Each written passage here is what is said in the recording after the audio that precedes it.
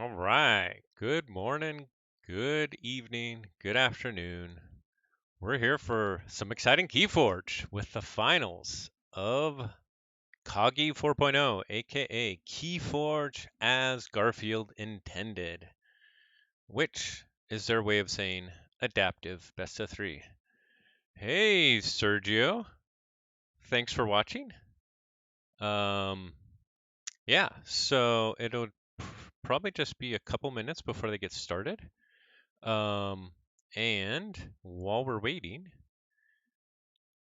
just want to make sure you guys know all about that Kagi 5 is taking signups right now. So I'll put the link in the chat. Gives you all the details you need to know. Sign up ends June 24th. So you have just about 2 weeks, and it's good adaptive fun. So, and also while we're waiting, I will share. I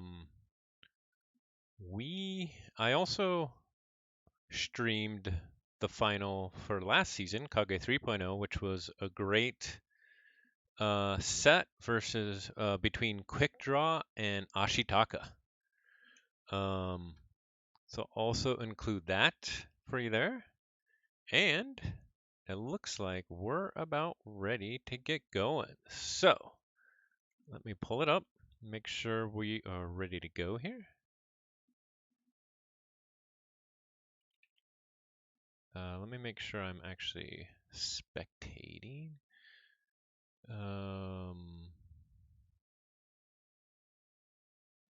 okay, perfect.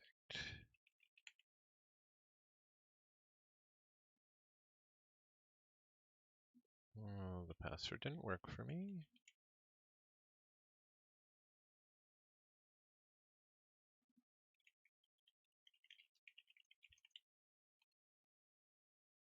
Let's try that again. Okay, and while we're doing that, I will switch it over so you can see me type in the password incorrectly a bunch of times. Because that should be fun.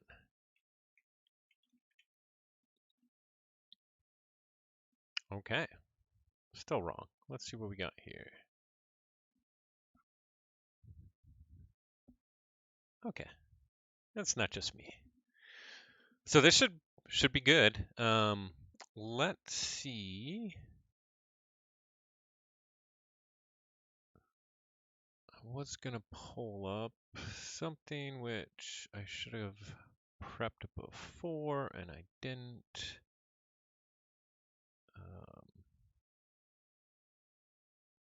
Okay, he's remaking the game.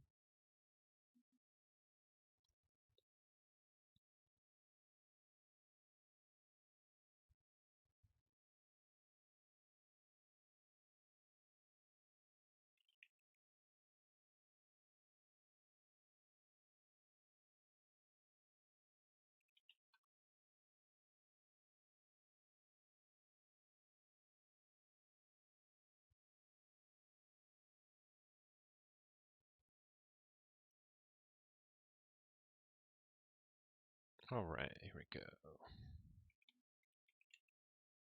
Make sure the password. All right, we're in.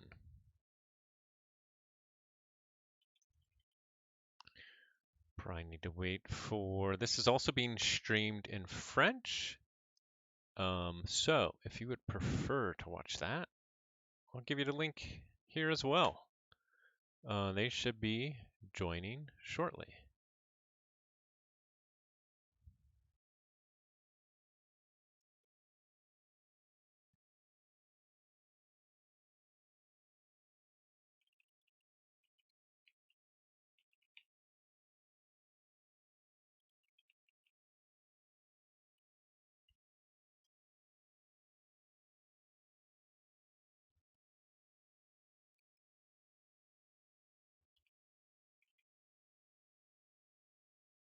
All right, good. French version is a go. Alrighty.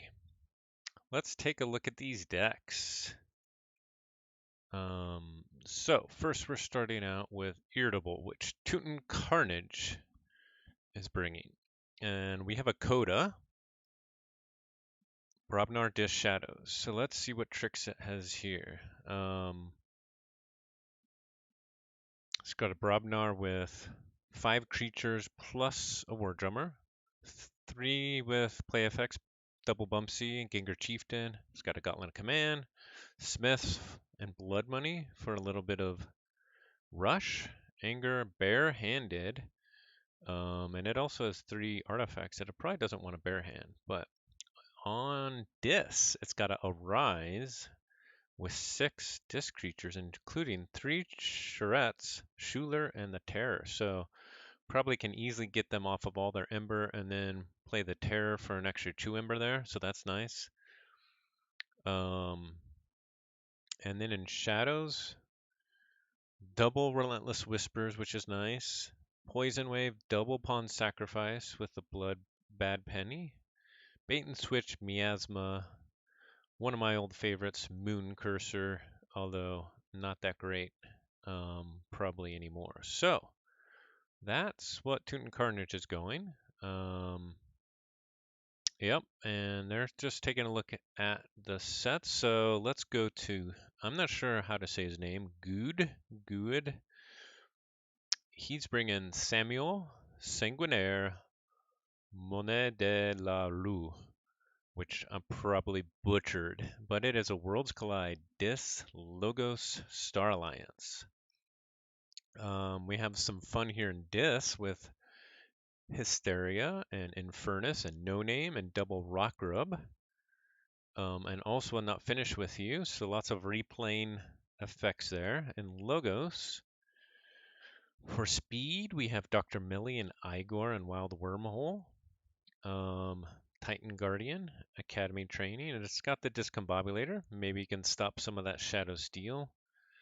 Seismo Entangler to stop some of that Barabnar Reaping potentially. And there's little bits of ping damage here and there with Draining Touch, Festering Touch, Positron Bolt, Thorium Plasmate, Twin Bolt. And then on to Star Alliance. We got Morpheus with Ingram, Helmsman Spears, Kirkar, Double Frame, Quadricorder, Plasma Nozzle, Light of the Archons, Stealth Mode, Explorer Rover. So probably wants to get like a Voltron Helmsman Spears going with this action. So that looks like it's going to be pretty fun here. Yep, I'm good. Alrighty. Let's see. Who's going first. Good is going first. They both have a decent amount of kind of ping damage, but no board wipes.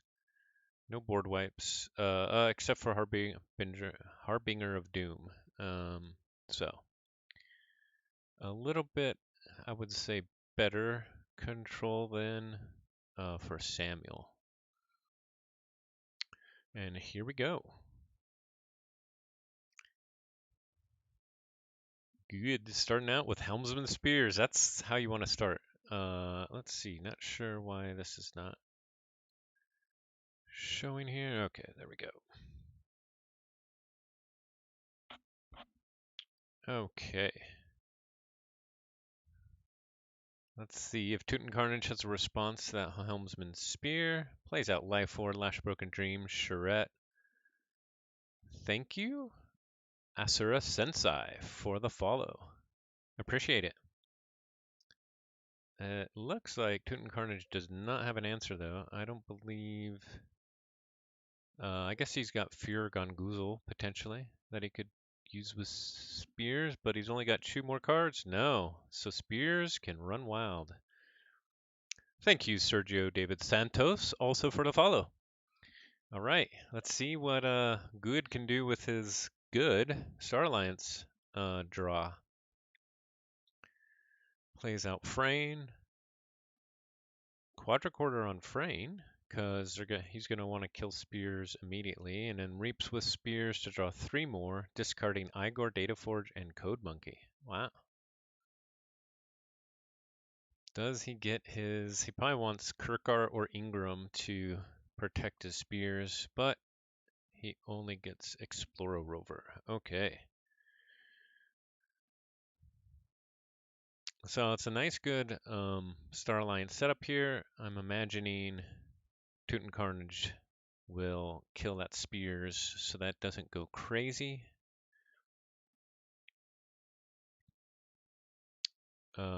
Kills the Frayne. He fears the spears and uses Life Ward. And then plays a Rise to bring back the Charette. A Rise for just a Charette. Okay.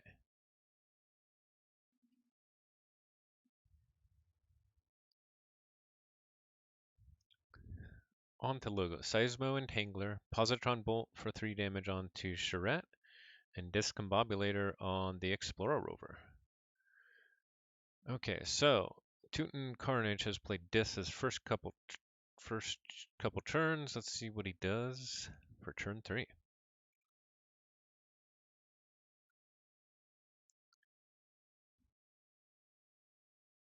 Going on the shadows. What's interesting with these decks is I feel like they're evenly matched enough that it could really go where if they get a good enough draw, one player can win both games without going to the 3rd game. But we'll see. Tutenkharnage goes on to shadows, plays Dodger and Bad Penny. He shed his chain from a Rise. Oh, sorry, he did that last turn, and so he draws back up to 3.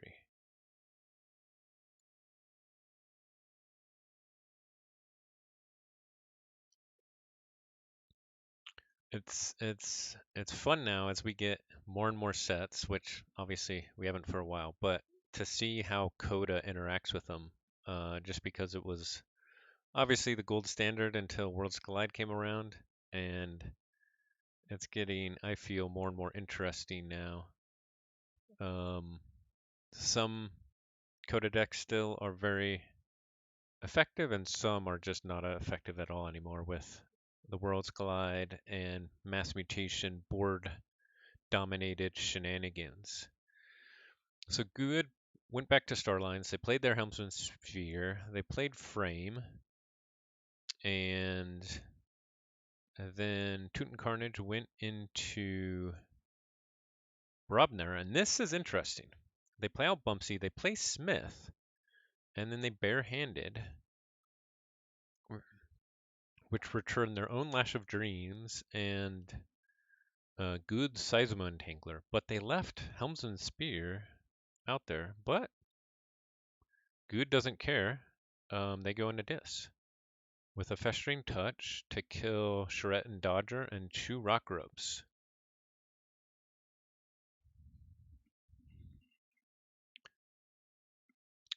Man, having that Helmsman Spear just sitting out there, that would scare me.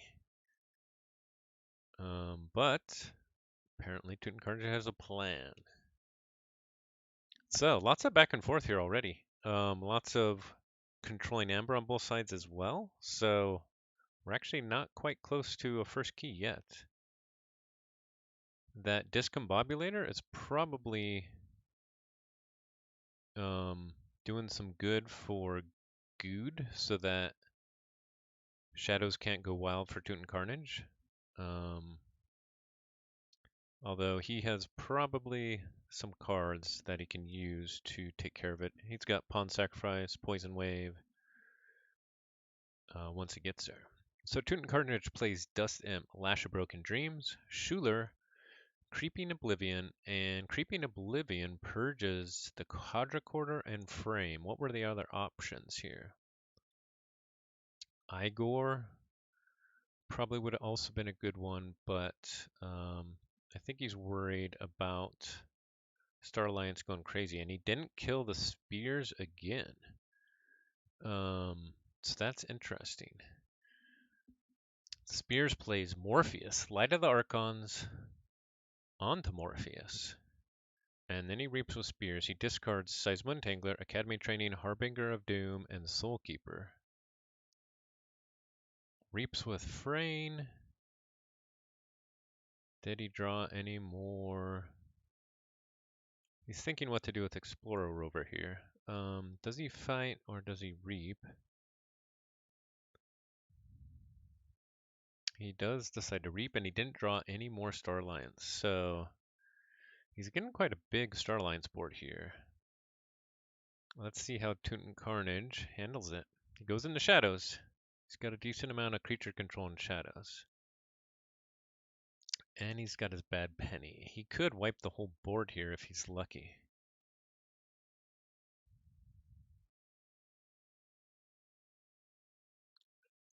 He's got double Pawn Sacrifice, Poison Wave, double Relentless Whispers. So, yeah, he could, depending on what he's got, he could do a lot.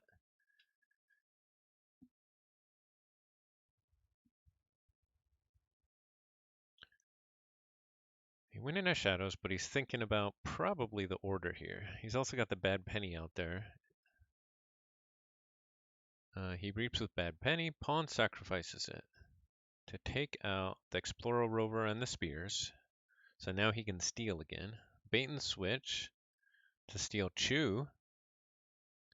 To take Gued from 7 to 5 and put himself in the check. Puts down Bad Penny again, puts down Moon Cursor and Miasma for an extra Ember. So that was pretty good. Back over to Gued. He had the answers when he needed them, and he hadn't played Shadows but once, so he was potentially crafting a little bit of that hand. Or drawing when he needed it to.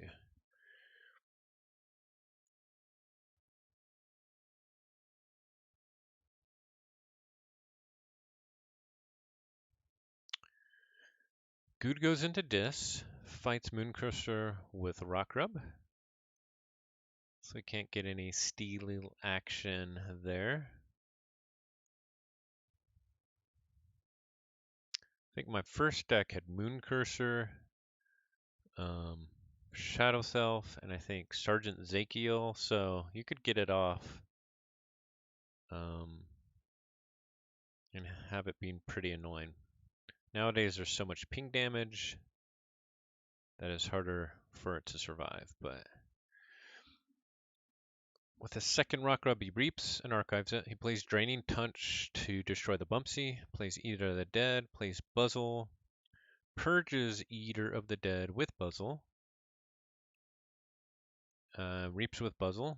He plays No Name to purge Bait and Switch, and because of Morpheus, he'll get to purge another card. What are other good options here? Miasma is good, Life Ward is good, Smith is probably good, Arise is probably good. He decides to purge Miasma. Okay, so he's back in the check for 7, and Tutenkharnage forges the first key. We got one. Now, obviously Tutenkharnage could delay if he goes Dis and Lashes, and he's got 2 Dis on the board as well, which is nice. But we also haven't seen Brobnor for a while either, so we'll see where he goes. And he is thinking.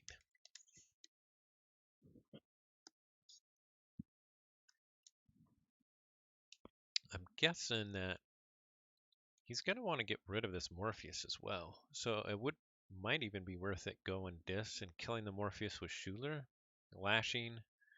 You know, obviously it depends how many other cards he has in Dis, but Gued also has the Infernus coming.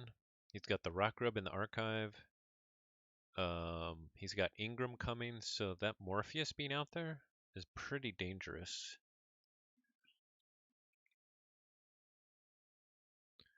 Yeah, Gued has lots of kind of dangerous board presence.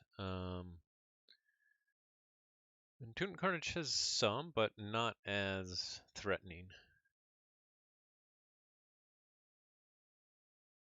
He goes into Brobnar. He uses anger to fight with the Schuler into Morpheus. He was thinking the same thing, apparently. Oh, and then he stuns the other three with Tremor. Plays out Valder. And Gauntlet of Command. So he got good 4 cards out, but allows Gued to forge a key. So we're pretty even here. 1 key apiece. And Gued with a fully stunned board. So let's see what happens.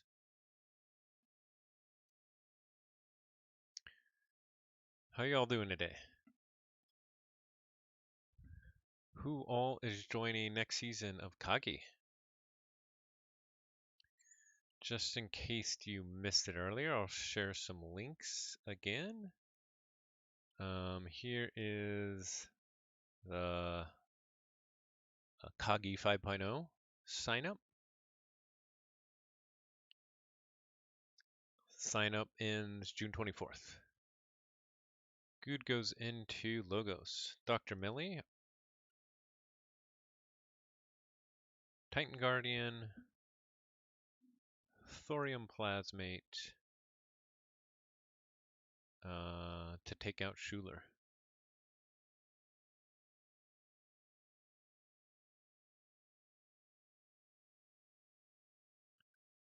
Back over to Tutenkharnage. Now, it looks like he's setting up Titan Guardian here to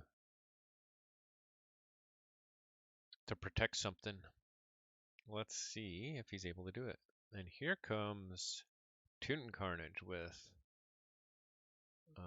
3 discards. Using Dust Imp to plays out Charette to capture the Chew Ember that Good had, and then playing out the Terror. Now that Good's got no Ember to gain Chew Ember, and then lashing just for good measure. Yeah, Schuler in the grave just recurs it faster. That's true. He's 6 cards away from redrawing his hand here, or sorry, cycling his discard. Scoot goes into Star Alliance, and they do get the Ingram behind the Titan Guardian. They actually ward the Frayne here. They get Karker out and the Tekavor Pulpate behind Kirkar, so that now Tutenkharnage is going to be blowing up his artifacts, so that's pretty nice. And then he gets a Plasma Nozzle also on the Kirkar. So that's a pretty nice setup. He's got a pretty scary disboard, or sorry, Star Alliance board, and Tutenkharnage has a pretty nice disboard here. So this should be interesting.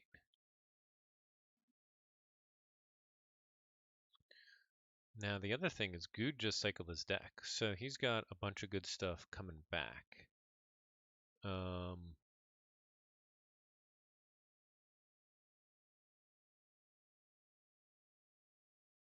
Including, I think we never saw stealth mode, so he probably has stealth mode in his hand. But Tutenkharnage is going wild with shadows and really jumping up in Ember here. So he plays out, or he reaps with Bad Penny. Pawn sacrifices Bad Penny to deal 3 to Ingram and Kirkar. He plays Relentless Whispers to take out Kirkar and steals 1. And then he plays Nexus, Bad Penny, and Dodger. And he goes up to check at 9 Ember. So Tutenkharnage has just really got out into a big lead here. Good goes Dis, which destroys Lash of Broken Dreams with Tekavor Pulpate. Plays out the Rocco, plays the Infernus to purge Relentless Whispers and Life Ward, Hysterias, and he got him just before he was about to cycle, so only chew back. Does the Hysteria. It's gonna do it all over again. And the ward prevented Frame from giving back those 2 Ember. Here comes the Rock Rub, the Buzzle, the Persia Rock Rub, Reaps there, and the Infernus. What's he going to get now? The Smiths, the Creeping Oblivion, a Pawn Sacrifice. I'd probably say Smith and Pawn Sacrifice. What do you go for?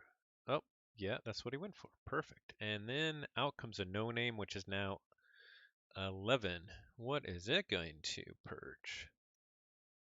Maybe the Lash or the Schuler?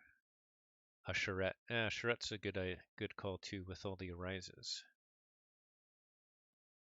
And then Good plays not finished with you. Doesn't pull anything back. And now the tables have turned.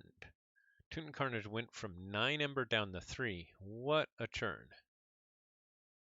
And is back in the lead, Ember-wise. They set that up well. Yeah, we got a 12 power no name going. 11 purge cars between the two of them. He's been buzzling a lot. And then the Creeping Oblivion was helping too. And then, of course, all the Infernus action and the no-name action.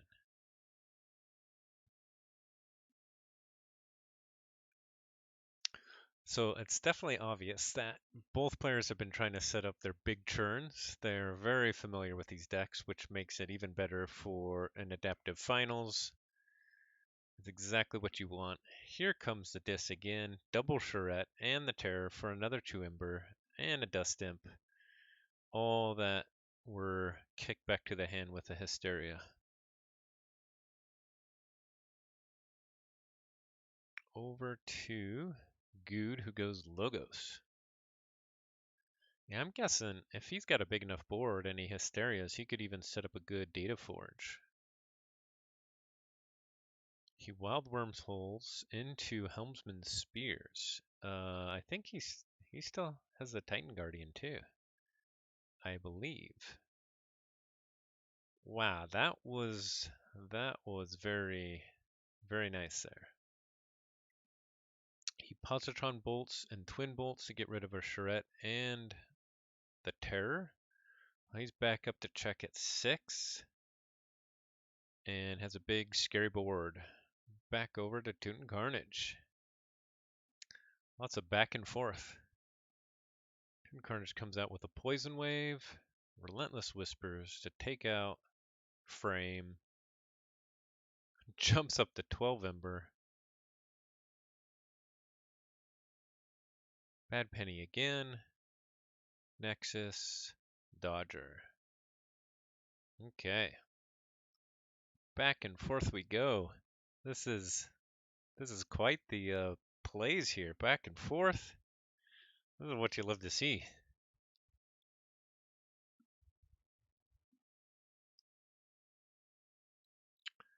Two heavyweight fighters trading blows. Now, how does Good respond? I don't think he can I don't believe he's got enough to take him off a check of 12. Now, if he's got a quadricorder, he could make him pay a lot, which might be nice. But probably depends if he drew into it. He does go Star Alliance. Here comes back Morpheus. Tekavor Pulpate again. Stealth mode. No actions this time for Tutenkharnage. He could have definitely could have used that before. Oh, but that's all he's got. So he does get the check. Tutenkharnage gets his second key, and he's already got enough Ember for the third key. But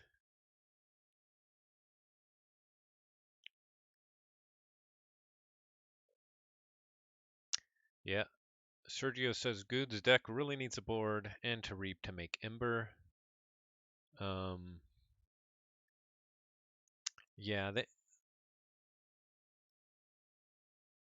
he's been doing a decent job of board control, although he's had pretty big boards here and there, but just has had to respond to Tutenkharnage and not necessarily use the board.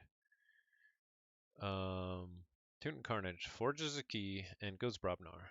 Destroys Gauntlet of Command because of Tekavor Pulpate.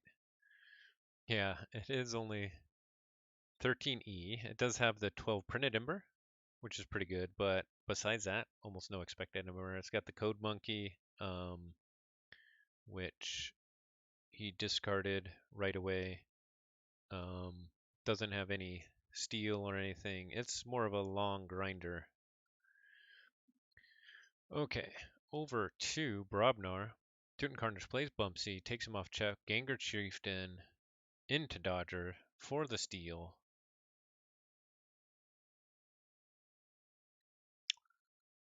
Yeah, you're right. I mean, these decks were brought, one, because they know him really well. Two, because to get off all the tricks, you got to know him well as well. And so, somewhat tricky. Um,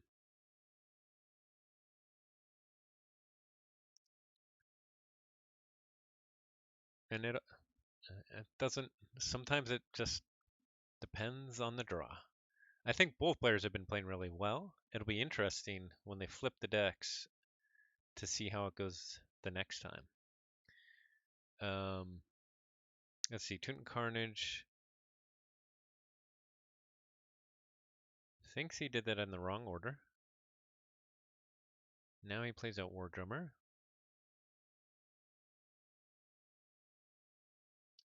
Plays out Bumpsy. And then the Gengar, what's he going to do the Gengar into? Probably the Bumpsy now.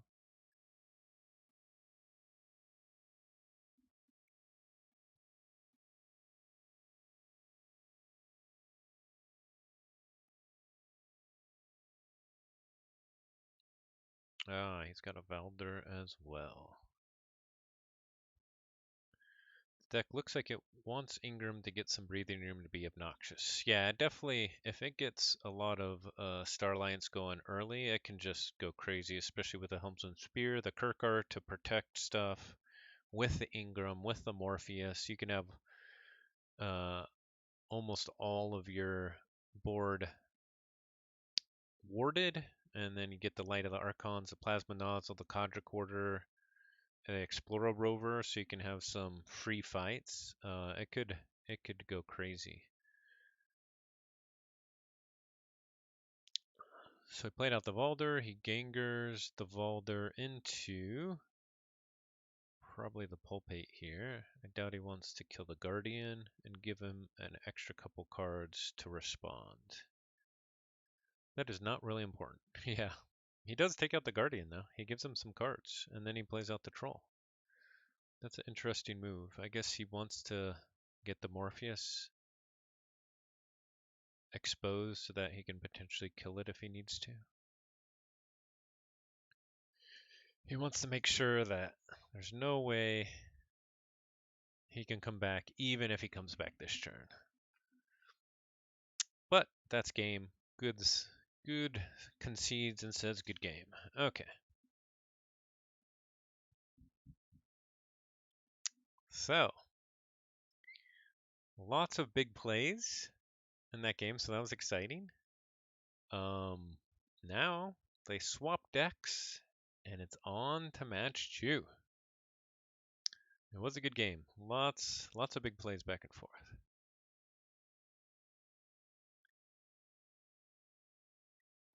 Now, is there anything Tutenkharnage can do besides getting lucky on the draw for the Star Alliance to make it go better for him this time? It seemed like Tutenkharnage's big plays were Wish Shadows. And so, I think if now Tutenkharnage playing the other deck, if he gets stealth mode and uses that at the right time, it did seem like Gued didn't get stealth mode until the very end and wasn't able to really use it effectively. So it'll be interesting to see when Tutenkharnage gets stealth mode. That could be a big game changer, I think, in this game. I agree.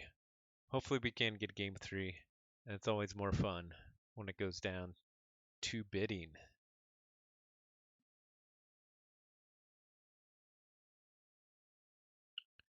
Okay, they're figuring out the rematch.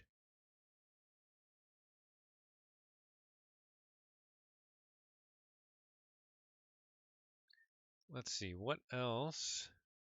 If we're hoping for a game 3 here, we kind of want to see the same thing. Now this Shadows is just excellent. It's got tons of ways to respond here. The other thing that Tutenkharnage could do to slow it down potentially is if they do get like a Voltron going with a bunch of upgrades, and you get both the quadricorder and discombobulator with the Light of the Archons, and you have a super giant creature that keeps them from stealing, that might be very powerful as well. But all depends on the draw. Yeah, I agree. It's all about keeping that Worlds Collide board in check, especially with some of those dangerous creatures. Okay.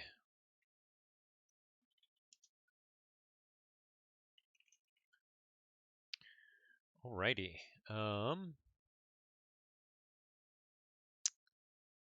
Gued chooses to go first.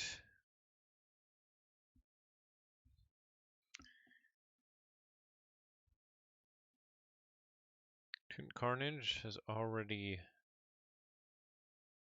mulliganed, but Gued didn't. Goes Life Forward with the first. That's pretty good for a first card.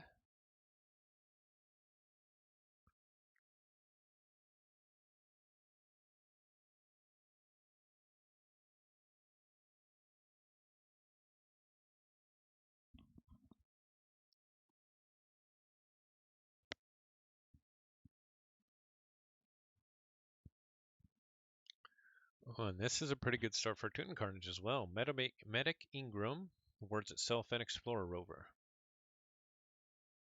I guess there's only 2 star lines, but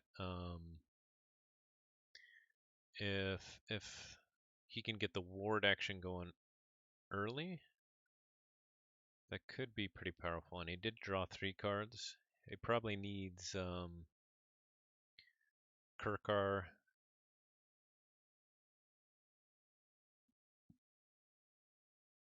To really make it powerful. And Good uses Life Ward right away, so it doesn't matter what he drew.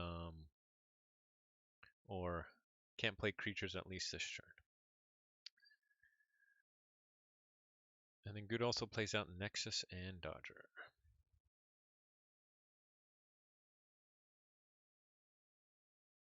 Tutenkharnage goes into Logos. Academy training on Medic Ingram.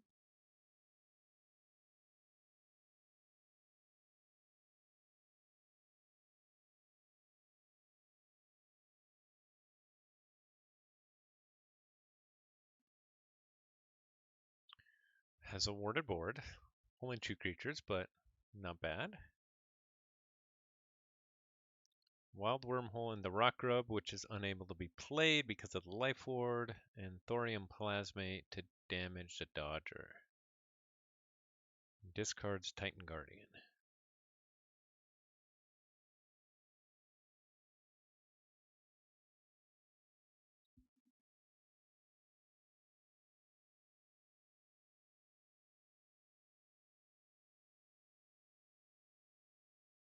Good goes in the disc on Goozle's Metal Ingram, which has Tutenkharnage discard First Officer Frame, play Schuler, and Charette to capture all 3 of their Emperor.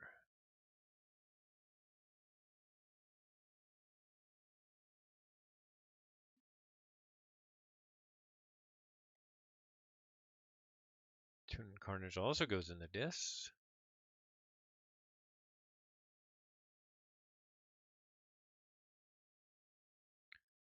Plays out that Rock Grub that he couldn't before.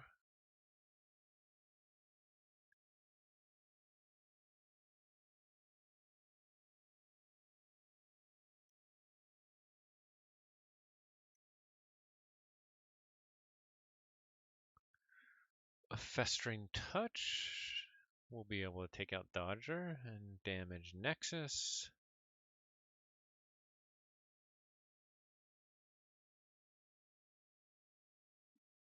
And then not finish with you.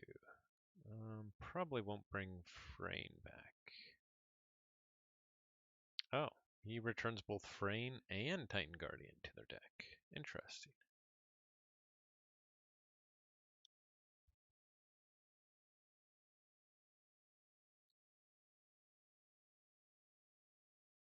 And plays out Harbinger of Doom.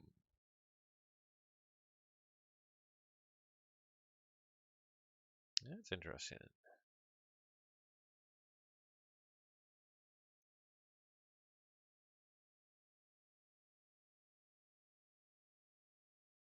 I have no fear when it comes to Harbinger success. No brains either. So that, the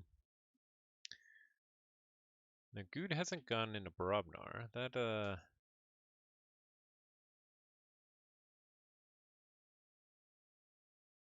they go into Barabnar now. Throw out the Valder and the Troll, the Smith for 2 Ember, the Anger to fight Troll into Medic Ingram.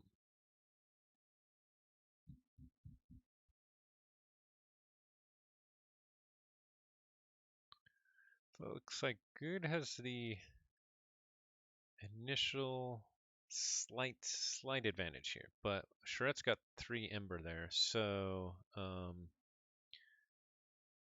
all it takes is killing that Charette, and they're kind of even Ember-wise. Slight lead on the board, but you got that Harbinger just waiting to destroy it, so it's pretty even.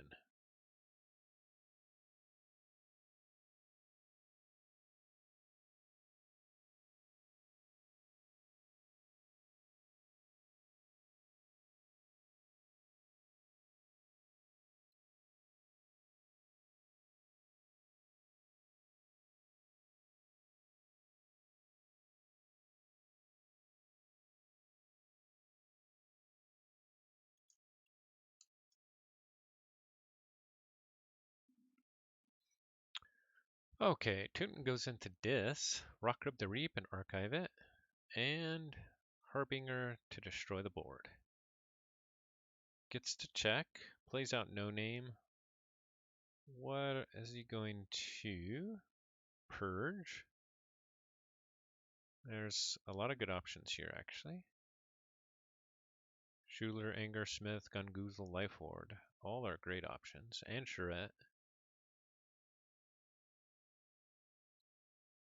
He takes out Schuler.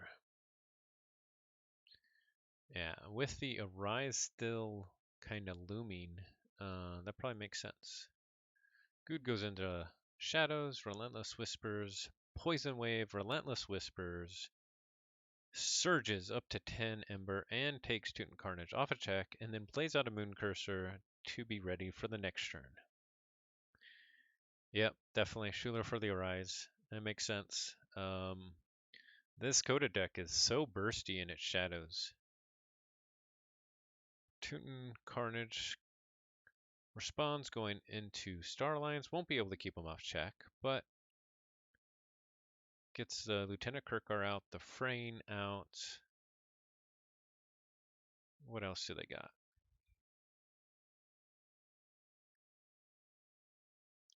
Tekavor Pulpate. Keeping the other side of that Kirkar open for who knows what. Maybe a Helmsman Spears next turn, or a Morpheus. Putting Plasma Nozzle on the Tekavor Pulpate. Gued gets his first key. Fears away the Tekavor Pulpate. Plays Lash of Broken Dreams. Plays double Charette and the Terror to gain the 2 Ember. 2 keys, or sorry, 1 key and 5 Ember. Now down to no Ember at all. But if he can take out those Charettes, then he'll be back to almost check. Goes back into Star Alliance. It does look like, at least from now, it's looking good for a 3rd game. Now, I do remember last game, Gued's deck does have some big plays, and we haven't seen the Infernus Rock Rub Hysteria turn yet. We have the one Rock Rub in the archive, and we haven't seen the other Rock Rub Hysteria or Infernus yet, so we could still see some good shenanigans there. But now look at this. We have a 5-wide Star Alliance crew here. He got the Morpheus behind the Kirkar. He got the second Frey now. But interestingly, he reaped with Kirkar and Frey. I could have seen him taking out Shuretz. He Gengars the Terror and the Kirkar. Okay. Now, if he's got War Drummer, he could also then Gengar the Moon Cursor into something good. He bare hands his own Lash of Broken Dreams. Here comes out the War Drummer. So then he'll be able to kill one of the frames or the Pulpate with Moon Cursor. So that's a pretty good play. And he takes out the frame that had Chew Ember. Also steals one. And for good measure stuns them all too. Check again with 7 Ember. And again, this Coda deck just has got all the play effects, all the actions, and they're playing it well. Tutenkharnage goes into Logos, coming out with an Igor.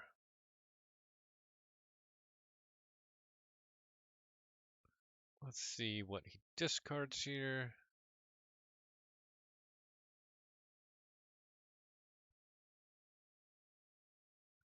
Discards a Buzzle and Data Forge.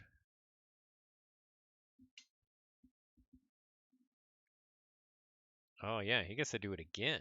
What's he discard? Oops, what's he discard this time? Soul Keeper and an Eater of the Dead. Gets to do it twice with a Morpheus out there. He gets the Titan Guardian out. Seismo Entangler.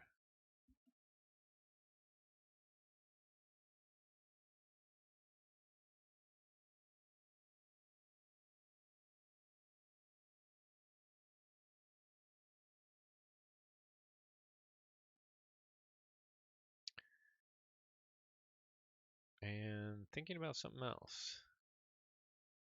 Not sure what. So let's just assume it's not a done deal yet, but it's looking like Good's gonna win this one.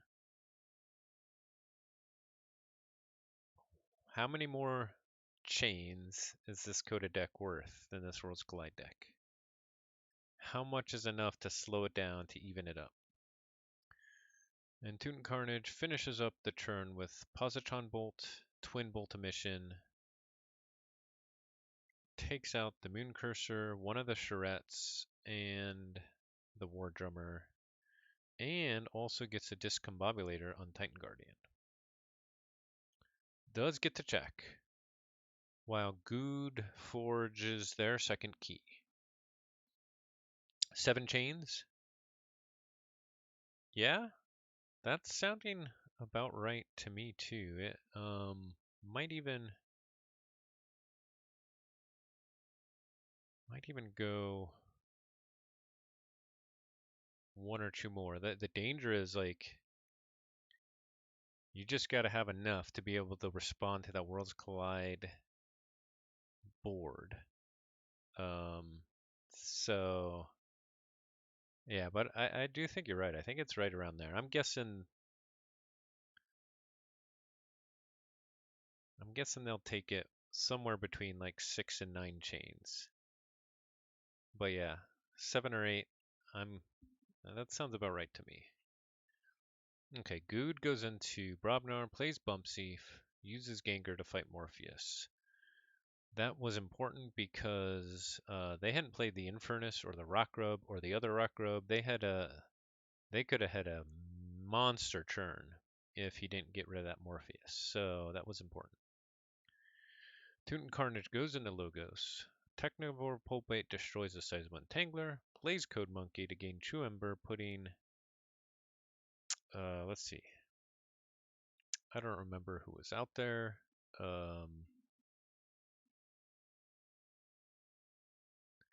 Gets the Dr. Millie out. Reaps.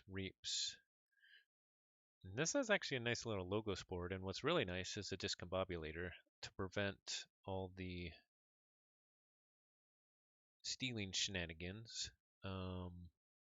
But Good goes Lash, Dust Imp, and Reaps with Charette. Let's see, Good has not got their Arise yet either. So that's pretty interesting. Okay. Tutenkharnage gets his first key.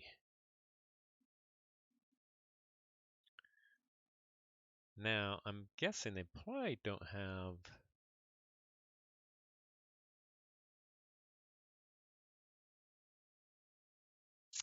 Yeah, that's interesting. I mean,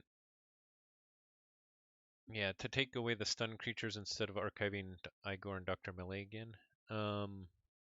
This definitely gives a lot more board presence that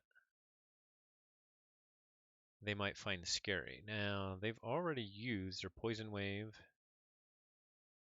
They haven't used either of their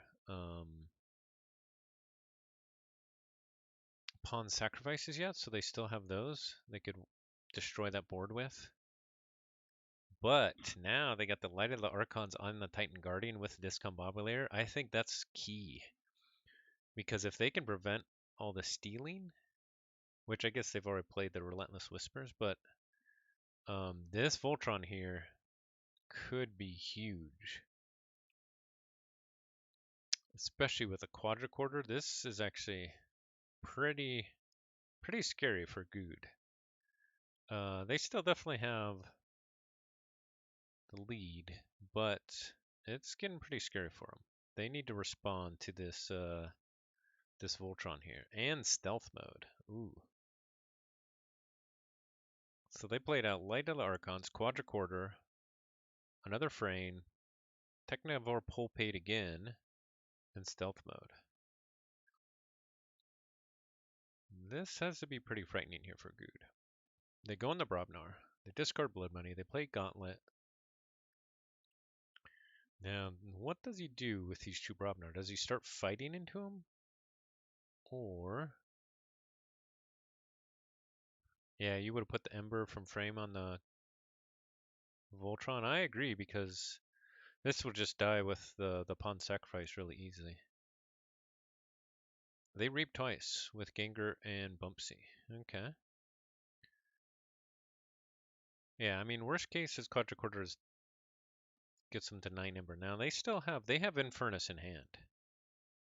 And they're gonna use it now probably because let's see, they also have Hysteria. They don't want to use their Hysteria with their Voltron out though. So that's interesting. They might not actually use the Infernus right now. It might be smarter just to go Logos and reap a whole bunch.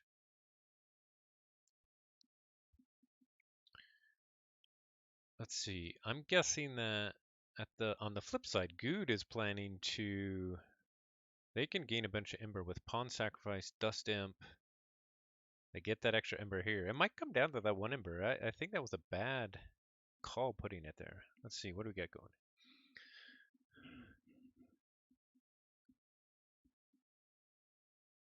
Yeah.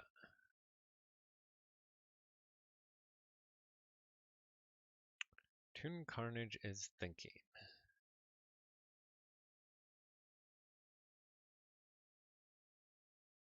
On the flip side, Tutenkharnage, he probably actually has to get the Infernus out now because Good is about to flip his deck. So if he wants any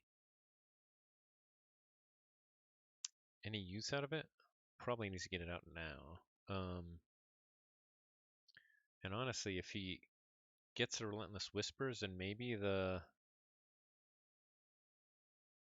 Discombobulator doesn't matter as much. But having that quadricorder, you need that quadricorder. It's too tight otherwise. The other thing Good has in hand is the Miasma. So they got a big Shadows hand still, or a Shadows turn coming up. They do go Logos. The Code Monkey fights Charette. Titan Guardian reaps, Dr. Melly reaps, Igor reaps. They get to check with 11 Ember. Now what does Good do? Goes Dis. Destroys the last of Broken Dreams with Tech Evor Pulpate. Dust Imp is fighting to get some extra Ember. In the Tech Evor Pulpate, plays Arise. Here comes the Dis. Gets 3 Charettes in the Terror. There goes all that Ember. Actually, all but Chew.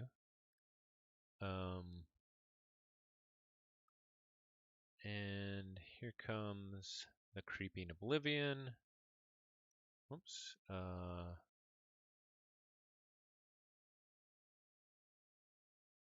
Probably wants to get the stealth mode here for sure. And what else, if they cycled, would be important?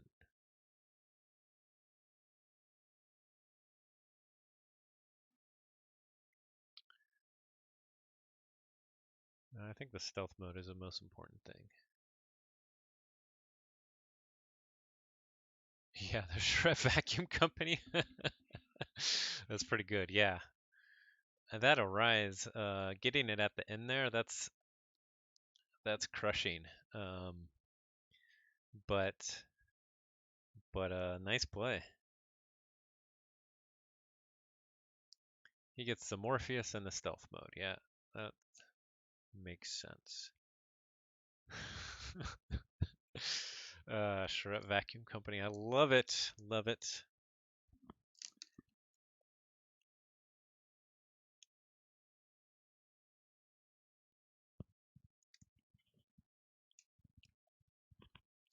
Looks like we're going into game 3. Might not happen this next turn, but we're headed there. We're headed there.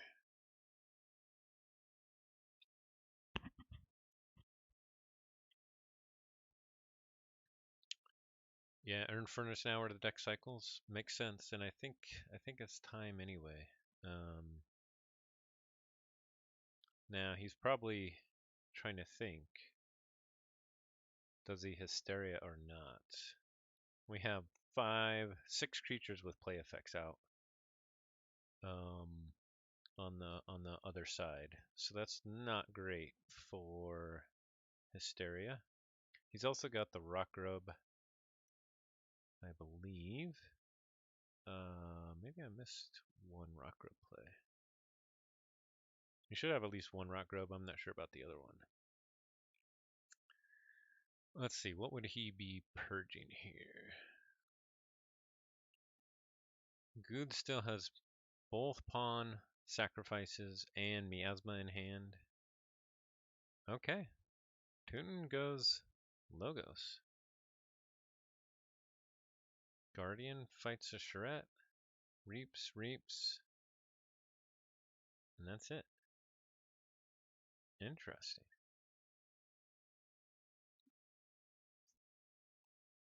Gets to check.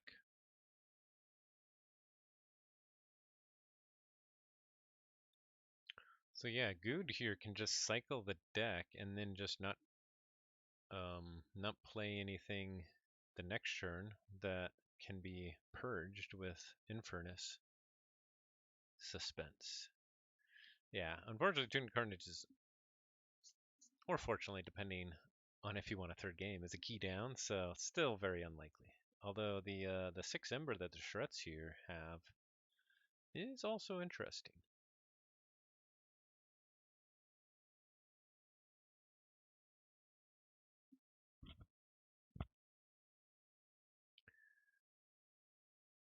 But I think if Good just goes Shadows here, they can play enough Ember just to win. Enough Ember for Data Forge? Possibly. Data Forge is in there. in their discard, so they'd... Yeah, they don't have it in hand. Okay, so pawn sacrifice, dust imp to take out Dr. Melian, Tekavor Pulpate, the miasma to stop the forge, bait and switch, dodger, another pawn sacrifice, sacrifices terror, hits Frayne, and takes out the Igor. So up to 13 Ember. They do flip their deck. Now he can purge his own deck here and he could get him off of 6 Ember, but then he'd lose a quadricorder.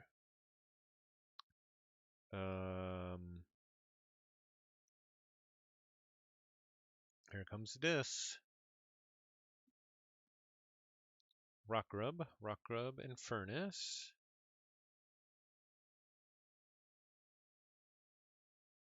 Ooh, Draining Touch into the Charette? No, into the Bumpsy. Interesting. Maybe he's thinking if he can get him down so that he gets him off a check, and then he's going to Hysteria, so he'll have enough Ember for 2 keys. If he's got to play the Charettes to stop him, that he won't be able to gain any Ember. Okay, here come the Rock Grubs again, and the Infernus. Okay, so he will get him off a check just barely. He took out his own Soulkeeper and not finished for you with the first Infernus. With the second one, he takes out Plasma Nozzle and Festering Touch. And that was a turn. Now let's see, what else does he have in his hand?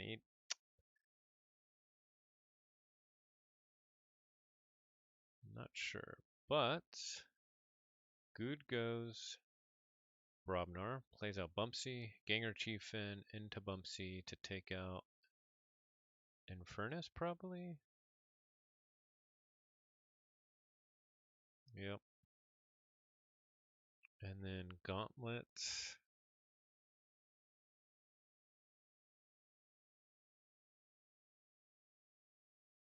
Oh, War Drummer is nice.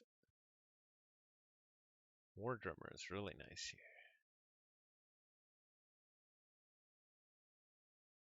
Gets rid of their whole board.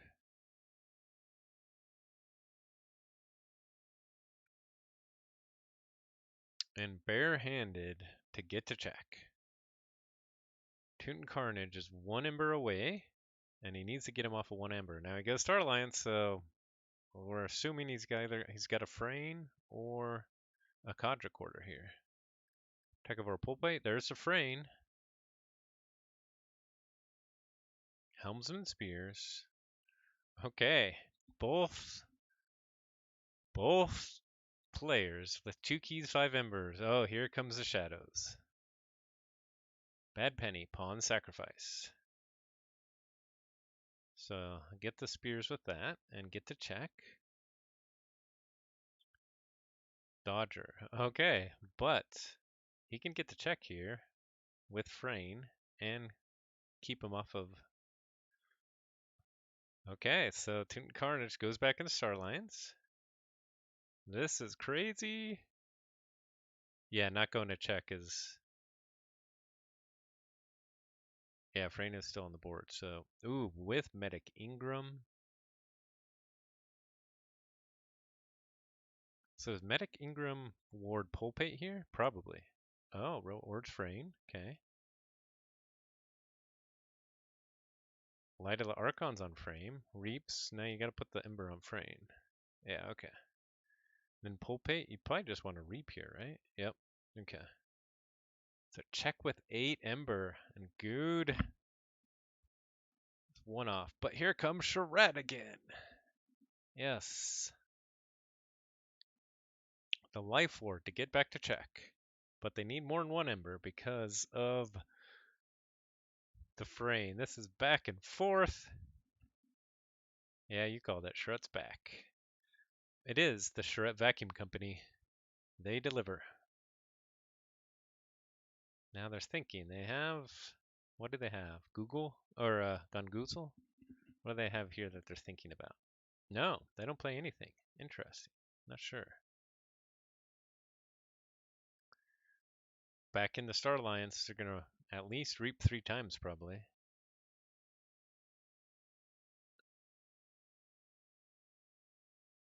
Get them off check again. Have Chew. Everybody who's got embers warded. Get back up to. Oh, now they're thinking. Do they take out the charrette here or they reap here? They only reaped. I would have been tempted to take out the charrette there actually. Yeah, that's what I would have thought. Just oh man, this is back and forth. Gets them down to 5 ember again. Back up to 8 ember. Can they do it again? They go dis again. Bye bye life ward. Reaps for Shrek. Shrek comes again. Gets back to 6 ember. Okay, that's got to be the last one, right?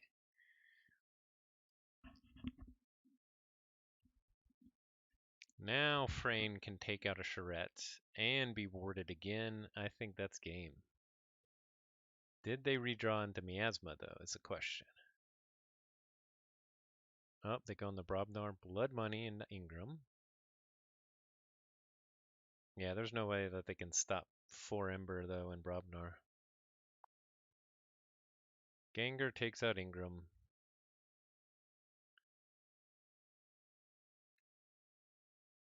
And that's game. Wow, what a finish. What a finish. Good was so far ahead. Those last few turns right before they flipped the decks were crazy. Were crazy. Tutenkharnage played it perfectly and got the exact draws he needed. What a match. What a match. That was amazing. Unfortunately, we don't get a third game, but we got an amazing finish to this game. The back and forth. So many times they went to check. So very well played.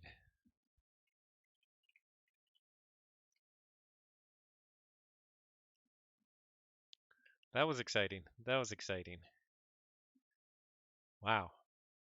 Well played to both. Congratulations to Tutenkharnage, champion of KAGI 4, Keyforge as Garfield intended, aka Adaptive Best of 3.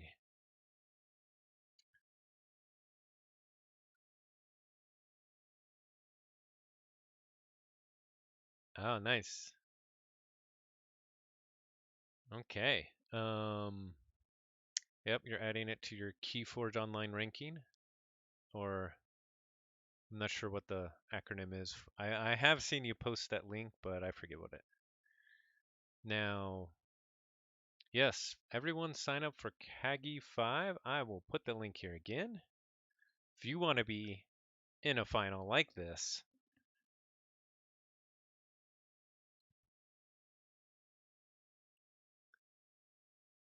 all right, good. I will also upload this one to YouTube as well. Tutenkharnage needs to grab a drink. Not sure if it's alcoholic or not. I'm gonna see if he actually wants to do an interview. Let me ping him. I've never done an interview on a stream before, so might as well start now.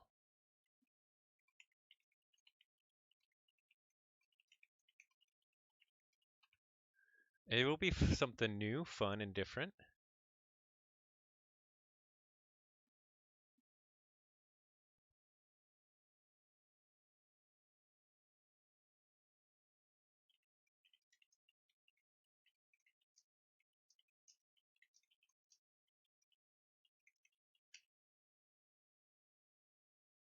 We'll see, we'll see. I didn't set it up beforehand, but I'm asking.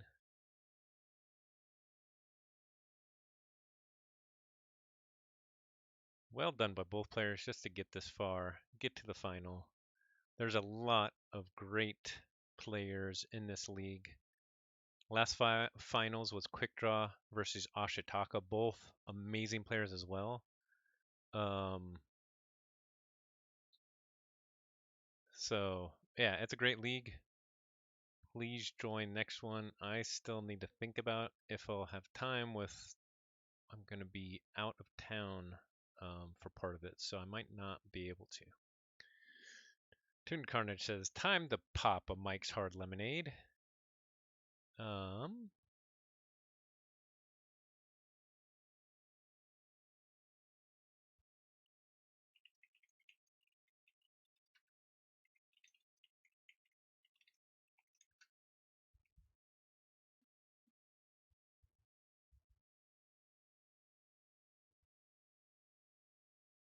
Let's post it here since he's not responding in Discord.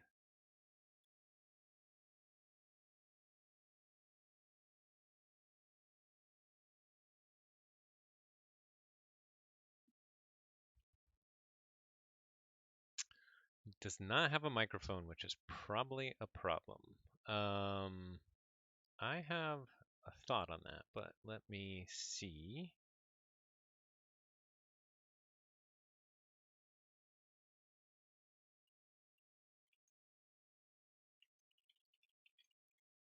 Not having a microphone is an issue.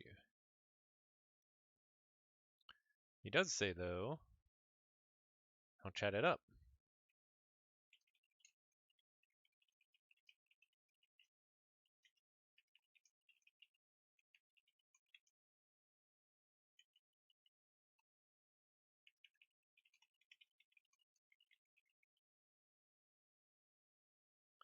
Cool. So it might be a nice slow text interview, but still an interview.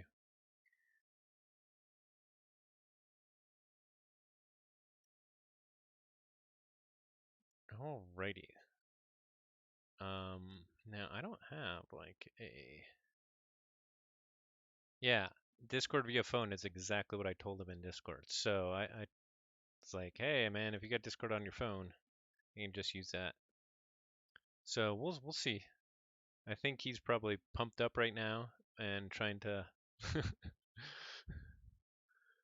calm down, get a drink. We'll give him a little bit of time. Actually, I'm going to take a quick break myself. So check back here in about 5 minutes and we'll see if we can get that interview.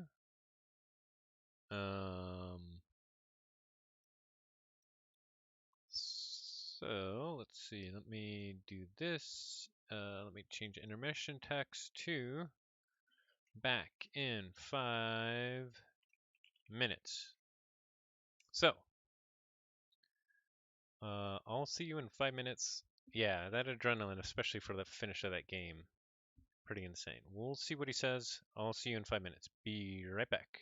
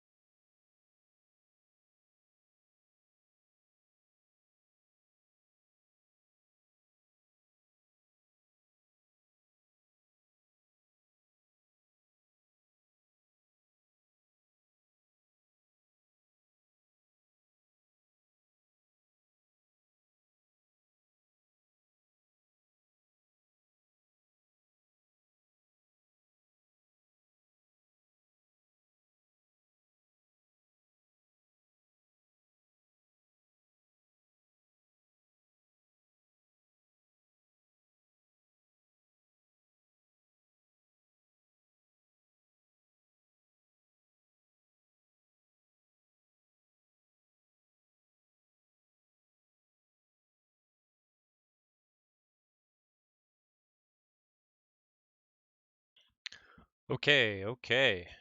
We're making progress here.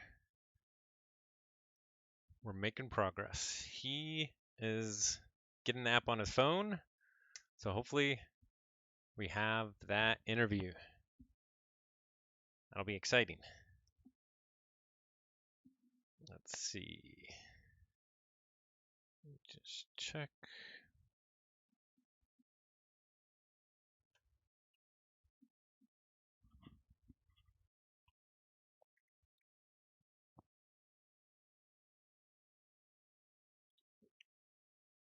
It'll give him be a few minutes for him to get set up here on the phone. I'm going to review some of the plays in this last game here, and I'm actually going to keep it open so that I can reference it during the interview. And I should start thinking about my interview questions. But if any of you have any interview questions for Tutenkharnage, please let me know. Would be happy to ask those. Going to review some of the last plays here. I'm going to count how many times they went to check at the end here. Let's see. Okay.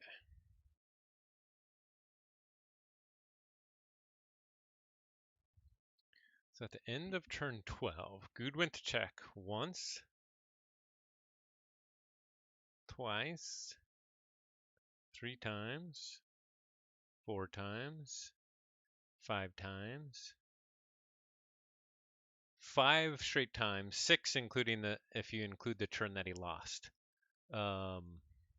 Oh, that's a great question. That's a great question. I will definitely ask that.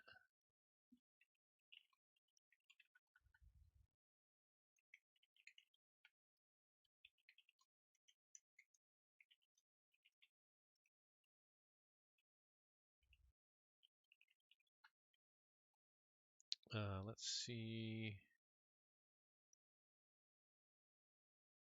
He's still getting set up here.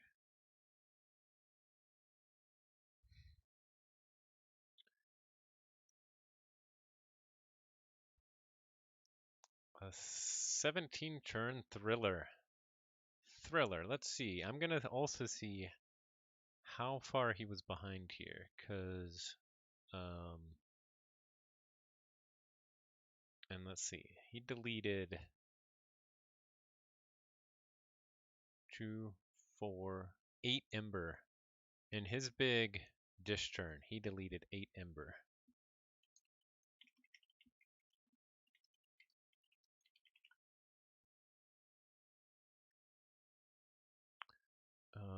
Let's see.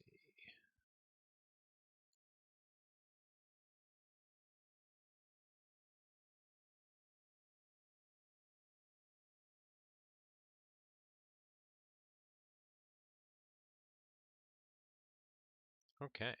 Hey there, I'm now on my phone, but I have no idea what to do next, and I have an IT job. Okay.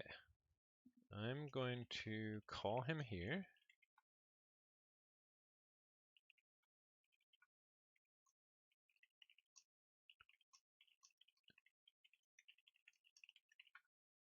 Let me make sure it's working here.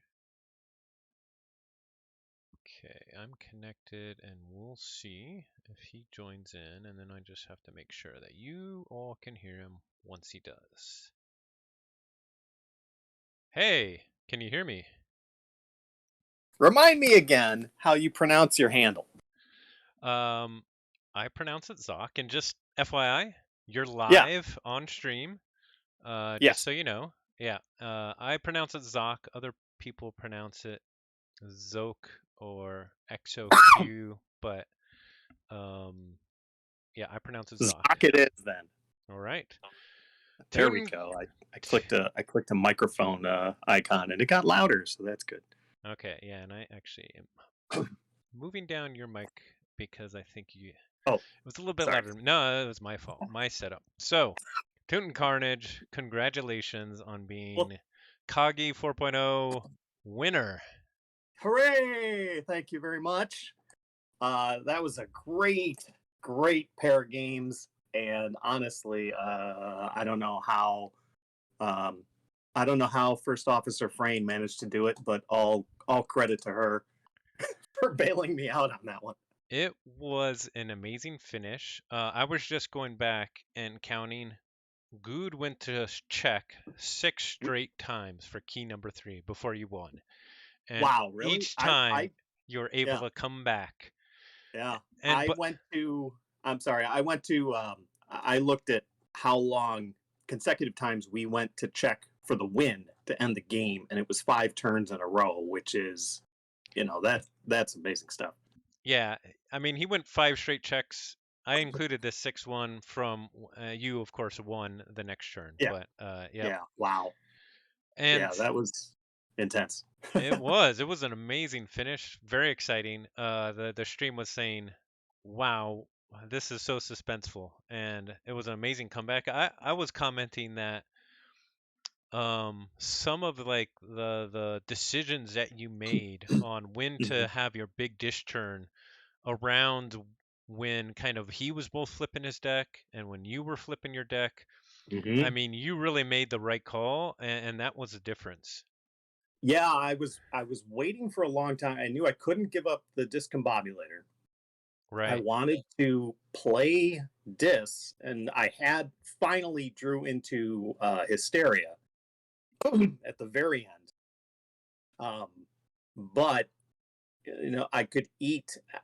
I was thinking about doing it the turn before, only because I knew that Good was about to flip the deck. Yep. So I thought, well, this is a good time to get rid of those cards. My deck, Irritable Babia there, has a ton of cards that are just, play for high value. So I thought, I want to get rid of that, but I thought I was going to. I also thought about perhaps playing a disc turn, setting the cards out, but not playing Hysteria right away. Right. But then I was going to draw through my deck, and now I would have nothing in the discard after one turn with Infernus. Right. So that wasn't going to help either.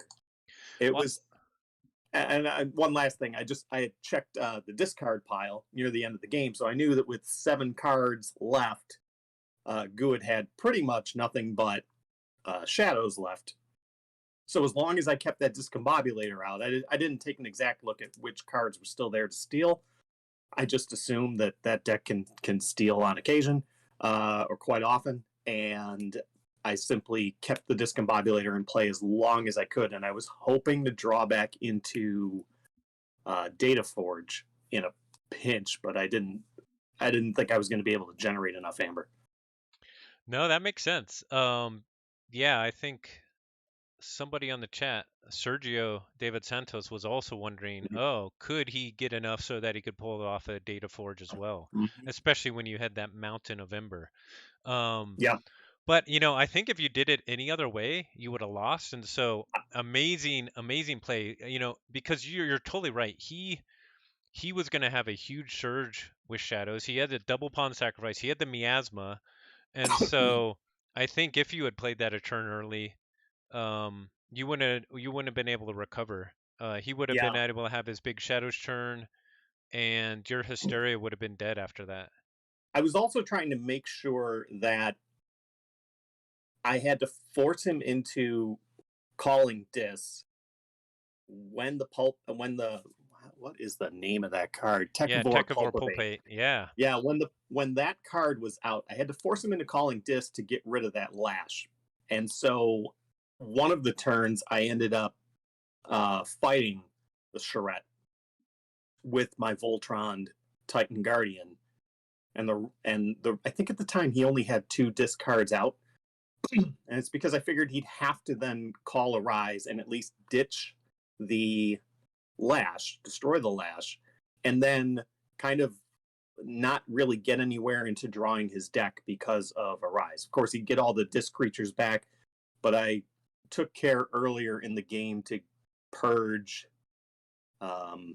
the Schuler. Schuler. Yeah, right? we were talking Because I about that as knew that well. was going to be that was going to Yeah, be a tough one. I didn't need that stealing. I figured I was going to be at 4 or more for most of the game yeah, in terms of Amber, and I didn't want him hitting that for some doubles.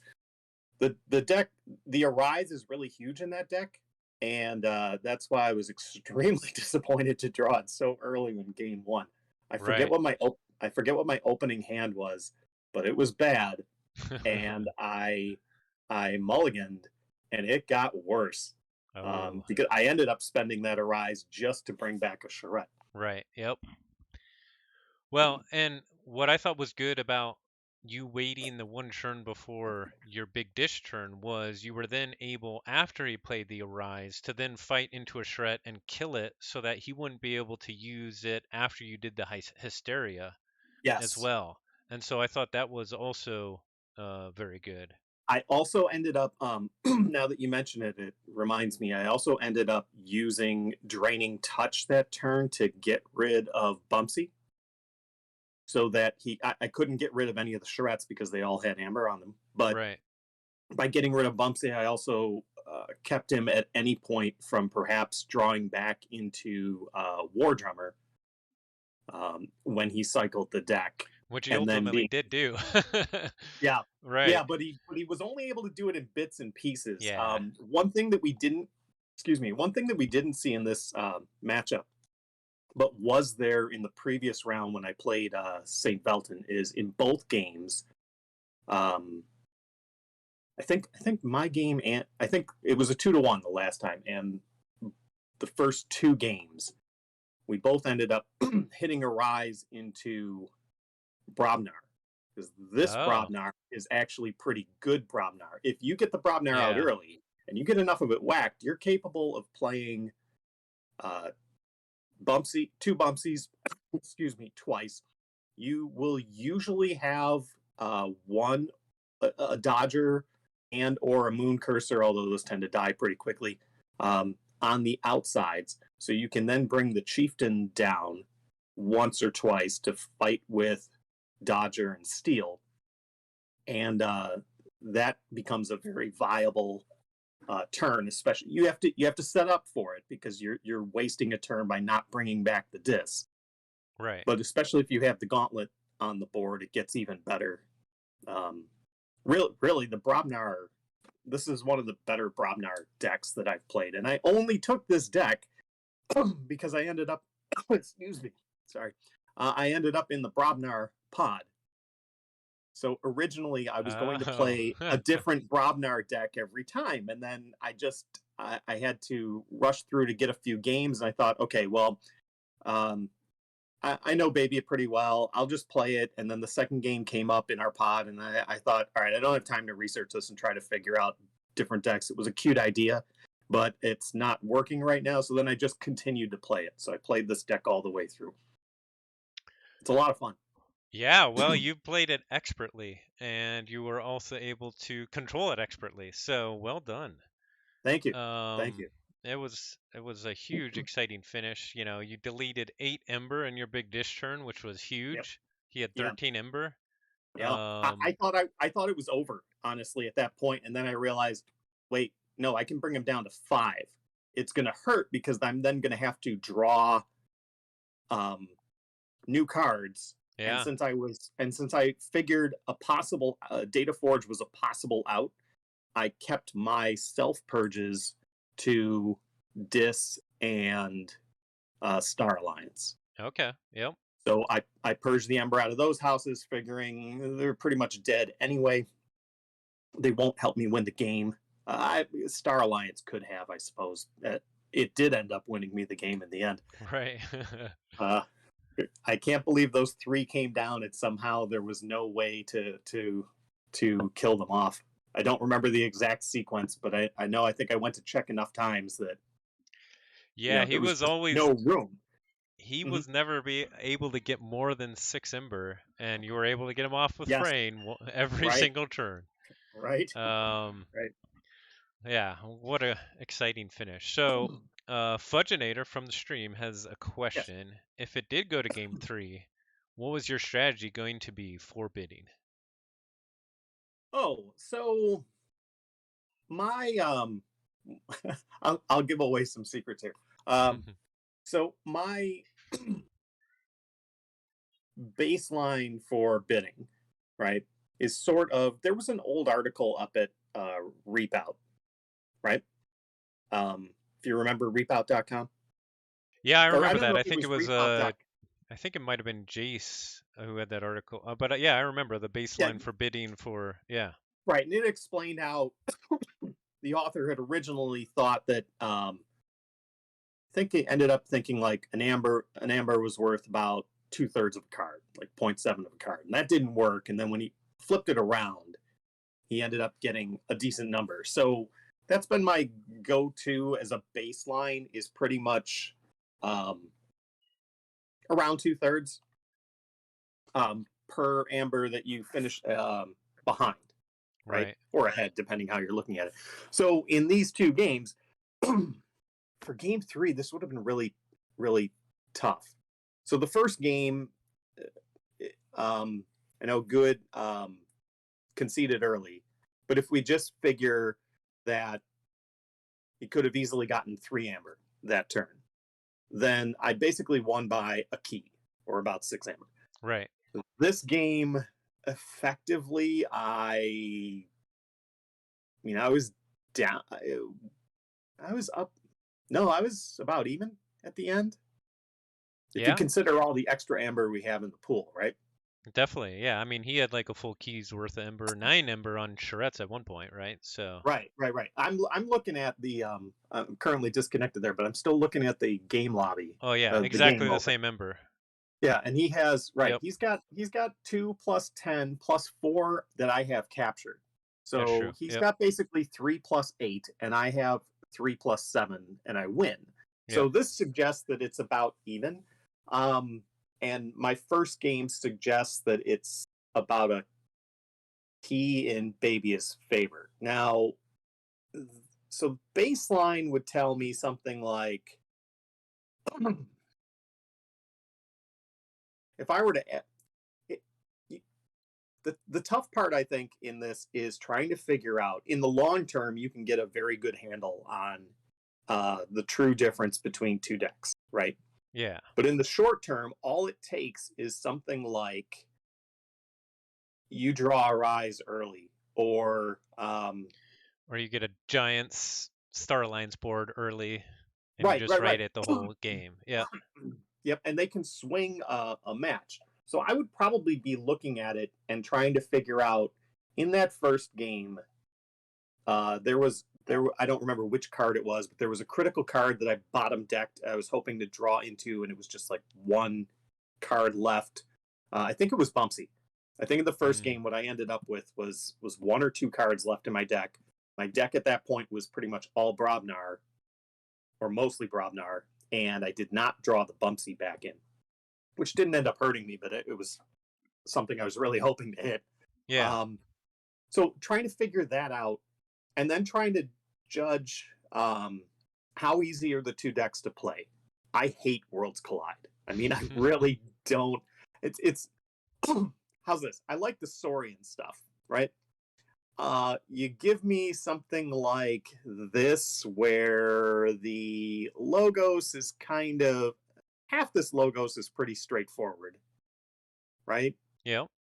It's the disc that throws me off on this. Obviously, Rock Rubs and Infernus, they're pretty easy to deal with, but like who plays a lot of decks with Eater of the Dead and No Name and Harbingers are always tricky. Um, Yeah. And you know, just small little differences in cards like that can sometimes make the difference when it comes down to one ember or something, right? So, right, yeah. right.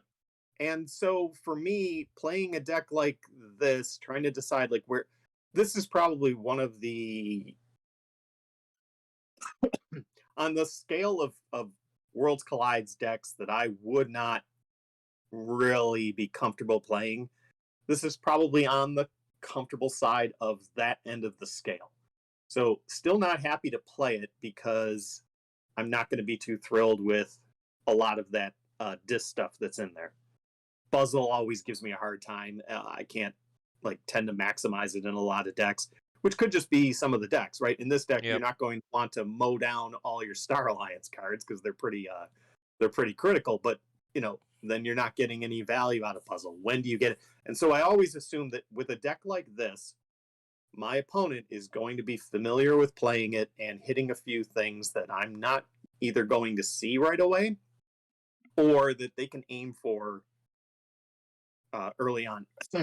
So in our first game, I was watching to see what kinds of cards were being purged when Gued stuck spears on the board early on, right? Yeah, yeah, yeah. And it took me a lot. It took me a long time to finally get the cards, and I have a bazillion cards in that deck that will, I've got a good 5, 6 cards in that deck that will easily take care of spears, and I couldn't find any of them until spears had already done her thing like twice, and then at the end of the game, I think she showed up again.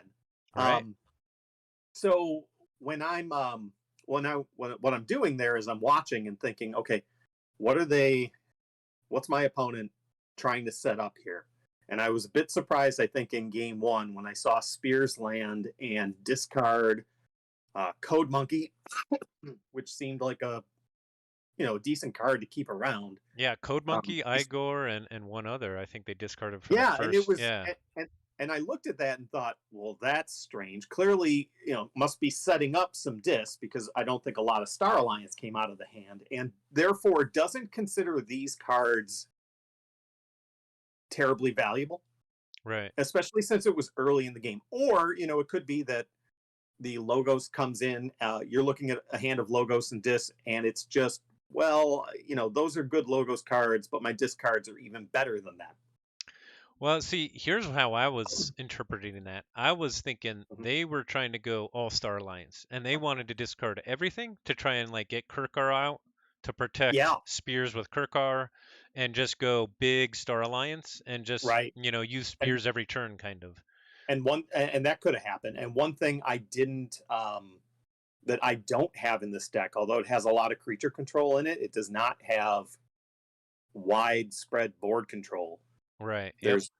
There's only the poison wave, which is only going to hit a couple things. And sure, it can take out spears unless he finds the light of the archons, and then it can't. Right. And then there's also the life ward is pretty good in this deck, as you saw early in this Definitely. match.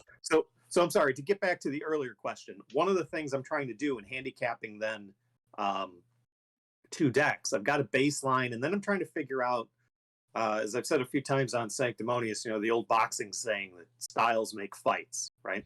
Yeah. If you've got a deck that can keep going up to 6, but I'm playing a deck like this, and I can take you off of like Babia, right? And I can take you off of check from any house using a pretty decent combination of cards, right? I've got 2 Bumpsies plus the War Drummer.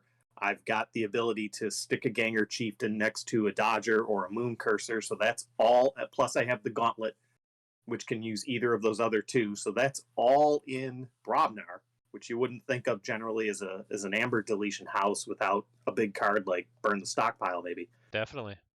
And obviously, this deck can just take you off check at any time with Dis.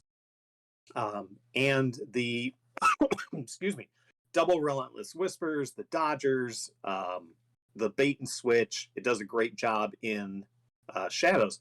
And so I was having, I got to say, when early on in game 2, when the Amber count suddenly shot up to, I don't know, 10-2 or something like that, I Yeah. found myself resisting the urge to say out loud, deck has a discombobulator in it, right?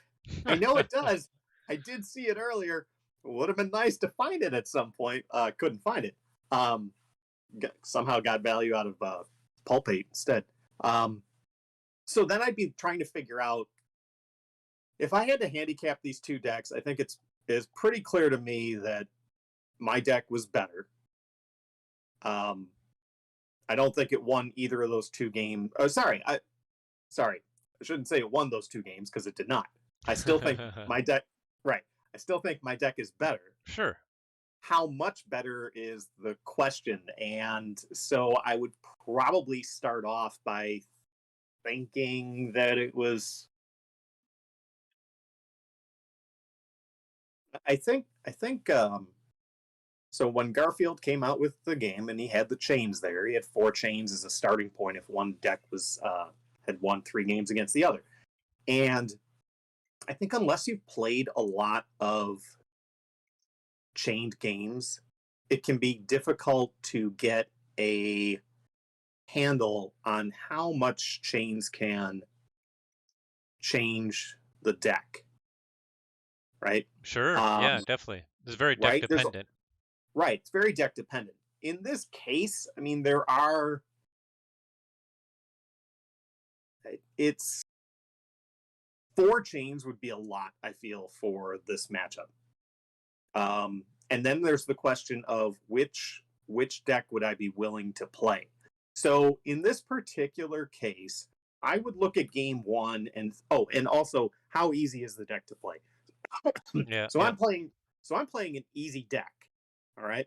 So I can hand this deck to any experienced Keyforge player and they'll be able to play cards because it's not that hard. There's a few things you want to keep in mind when you're playing it, but overall you can just sort of grab it, play it, and go, oh yeah, this does some good stuff. Meanwhile, for me to take a deck um, like Samuel here, this Worlds Collide deck, cards I'm not used to playing like Pulpate, which would be one where sure I know to sit it down against my deck and hope that it can take out a Gauntlet or the Lash, but I'm still then trying to figure out now what's Seismo Entangler worth in this deck. Early on in this second Yeah. game, I ended up getting the Seismo Entangler and then the Pulpate, and so I was trying to decide: do I want? I can put the Pulpate out first. I felt like I needed the Star Alliance turn, but then that meant later on I was going to end up discarding the Seismo Entangler because I would call Logos, and then at some point, unless my opponent took the Pulpate out, I was going to end up not using that Seismo Entangler. So for Right. me, this is kind of a difficult deck to play. So I'm more inclined to play my deck. But the problem is if you start chaining yourself too high based on your personal preferences rather than the specific matchups in the deck that give one deck an angle over the other, then I think you can end up bidding too high. That makes So, sense. so in this matchup, excuse me, Discombobulator is huge because I have steel in 2 houses and can get to it pretty consistently. Um, so I did not want to see, for example, Steel Hate deck, right? An Sure. Odoak would have been Odoak or something like that would have been terrible. But then I saw it anyway. When I was scanning this deck, looking at it before the matchup, I was thinking, okay, Hysteria is bad for me because a lot of those things do not, a lot of my creatures will not do things once they're put down. Right. um, Draining Touch can be a problem. I have a lot of small critters, so Twin Bolt is bad. Excuse me, Positron Bolt is bad. I can't stop a Code Monkey. Can't be taking time out to destroy a neighbor just to make sure that he can't play a Code Monkey for 2. Discombobulator is terrible. Millie could be trouble because I like to generally lay out wide boards. The Pulpate is a problem because the Gauntlet and the Lash are pretty decently. They're fairly important aspects of this deck. And the Quadricorder, I was like, damn it, I'm gonna put it on something that I want to keep around, and then I can't, right? I think the ideal thing in this matchup is probably to stick that Quadricorder on a Charette. Yeah. But I'm not even certain that's the case because look at it this way: if I'm playing this deck, I want to get rid of the Charette. So why would I put a Quadricorder on it? Um, probably Sure. want to put the Quadricorder on a Troll because the Trolls stick around for a while and is tough to get rid of, and then I can just ignore it. But so if I'm trying to, if I had to look at this, I would think 4 chains was probably a lot. If I had to play my deck with 4 chains, I mean, I ended up winning game 1 fairly comfortably, but early on it did not look like that. I felt like early on it looked like Gued was in the lead. I was finally able to get rid of spears and flip the board when I finally got rid of the discombobulator. And then I got ahead, and then at some point he climbed back in, and I managed to delete a bunch of amber, which made it, I think, look a little worse than usual. Yeah, there Um, was several big kind of, heavyweight punches back and forth in that first game. yeah, It's a like you were up lot a of lot, and then he had his big dish turn, and then you came back yeah, and had a big shadows turn, and it was right. back and forth, and Right. yeah, So in a match like that, I don't think if the other deck can throw haymakers back at you, I don't know that you want to handicap yourself too much with the chains. The other thing that to makes sense. consider, the other thing to consider is that there's an advantage, in my opinion, to generally bringing a better deck to a to an adaptive format. And the advantage would be that in the third game, if you have the better deck, then most of the time when it goes to 2-1, you will have won game 1. Your opponent will get to choose who goes first in game 2, and you'll get to go. Excuse me. You'll get to choose who goes first in game 3. And this means That's a good point. if you get back to that Reap Out article, which had +1 chain for being first player, Right? right? And that's something they had on there. So if I get to decide now, I've asked on Sanctimonious, and it seems like it's still not entirely clear. I think logically it makes sense that you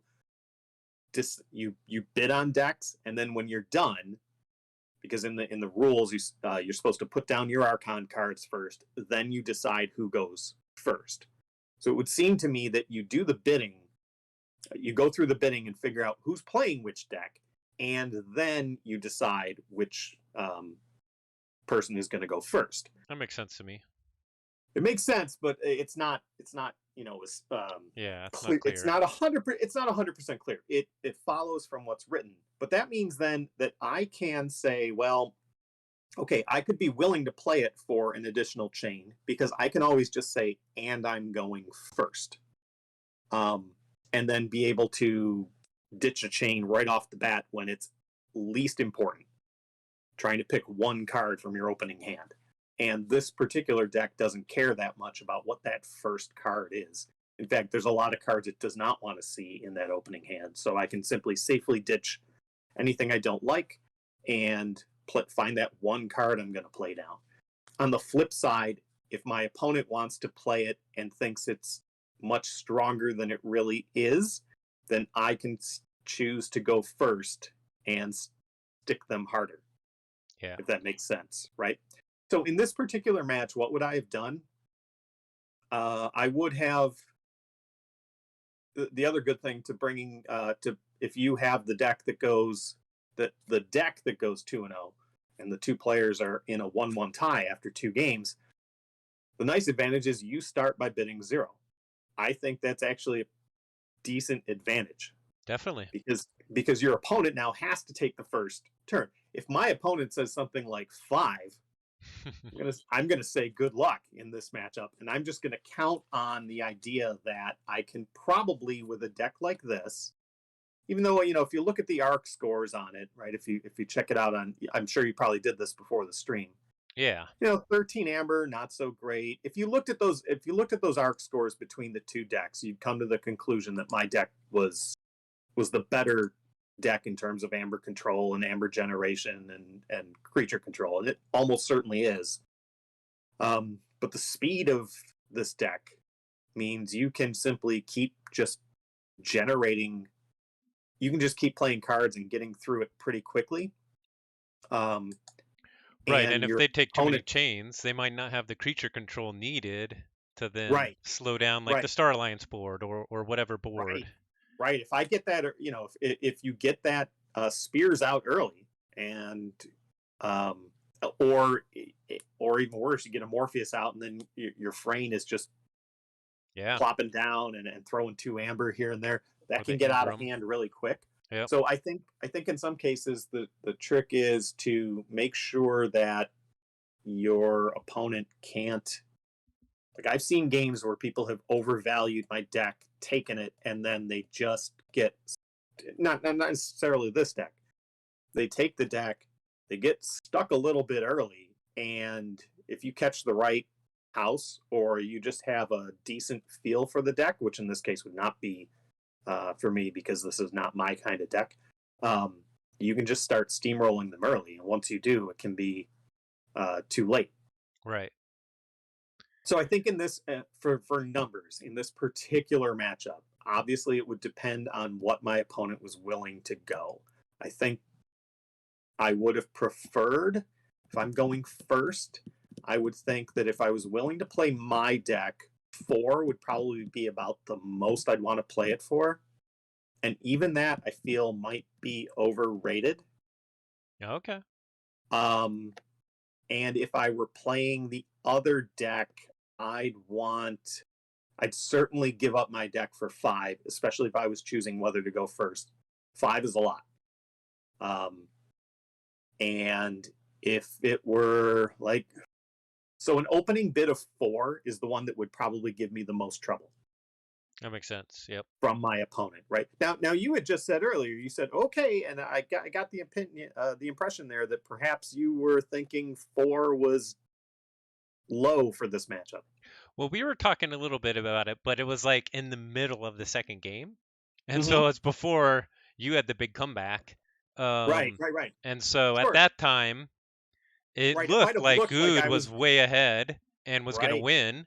And Sure. so I think Sergio had said 7 chains. And I was like, yeah, I could see around that, like Sure. 6 and 9 Yeah. chains. But then you had the major comeback, and obviously that's what's really cool about both of these decks is they both have a lot of big plays and a lot of tricks. Right.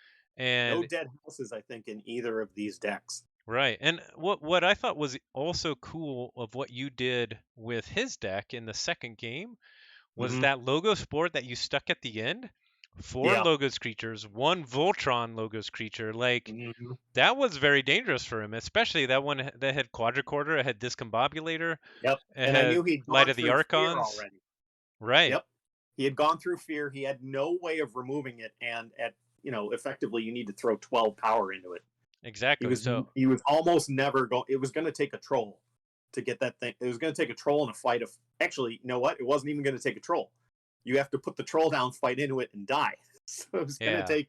It was going to take the troll and another creature to get rid of it, and then you're just burning an entire turn of exactly. Brobnar to get that going. And I don't think at the very end, when he had 6 cards left in Shadows out of 7, I don't think there was a lot of steel. I think the Relentless It Whispers was and all all that, gone.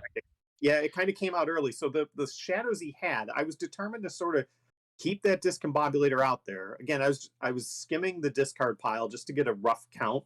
I did not Yeah. want to sit there and slow the game down by figuring out, oh, exactly which cards does he have left. I knew he was down to one Brobnar card and 6 shadows cards, and that was enough since I'd seen a bunch of steel go off earlier for me to know that I'm probably okay here, but I definitely do not. It was a weird spot to be in, having Hysteria in hand, wanting to play it to delete a bunch of amber, but not wanting to lose the uh, discombobulator.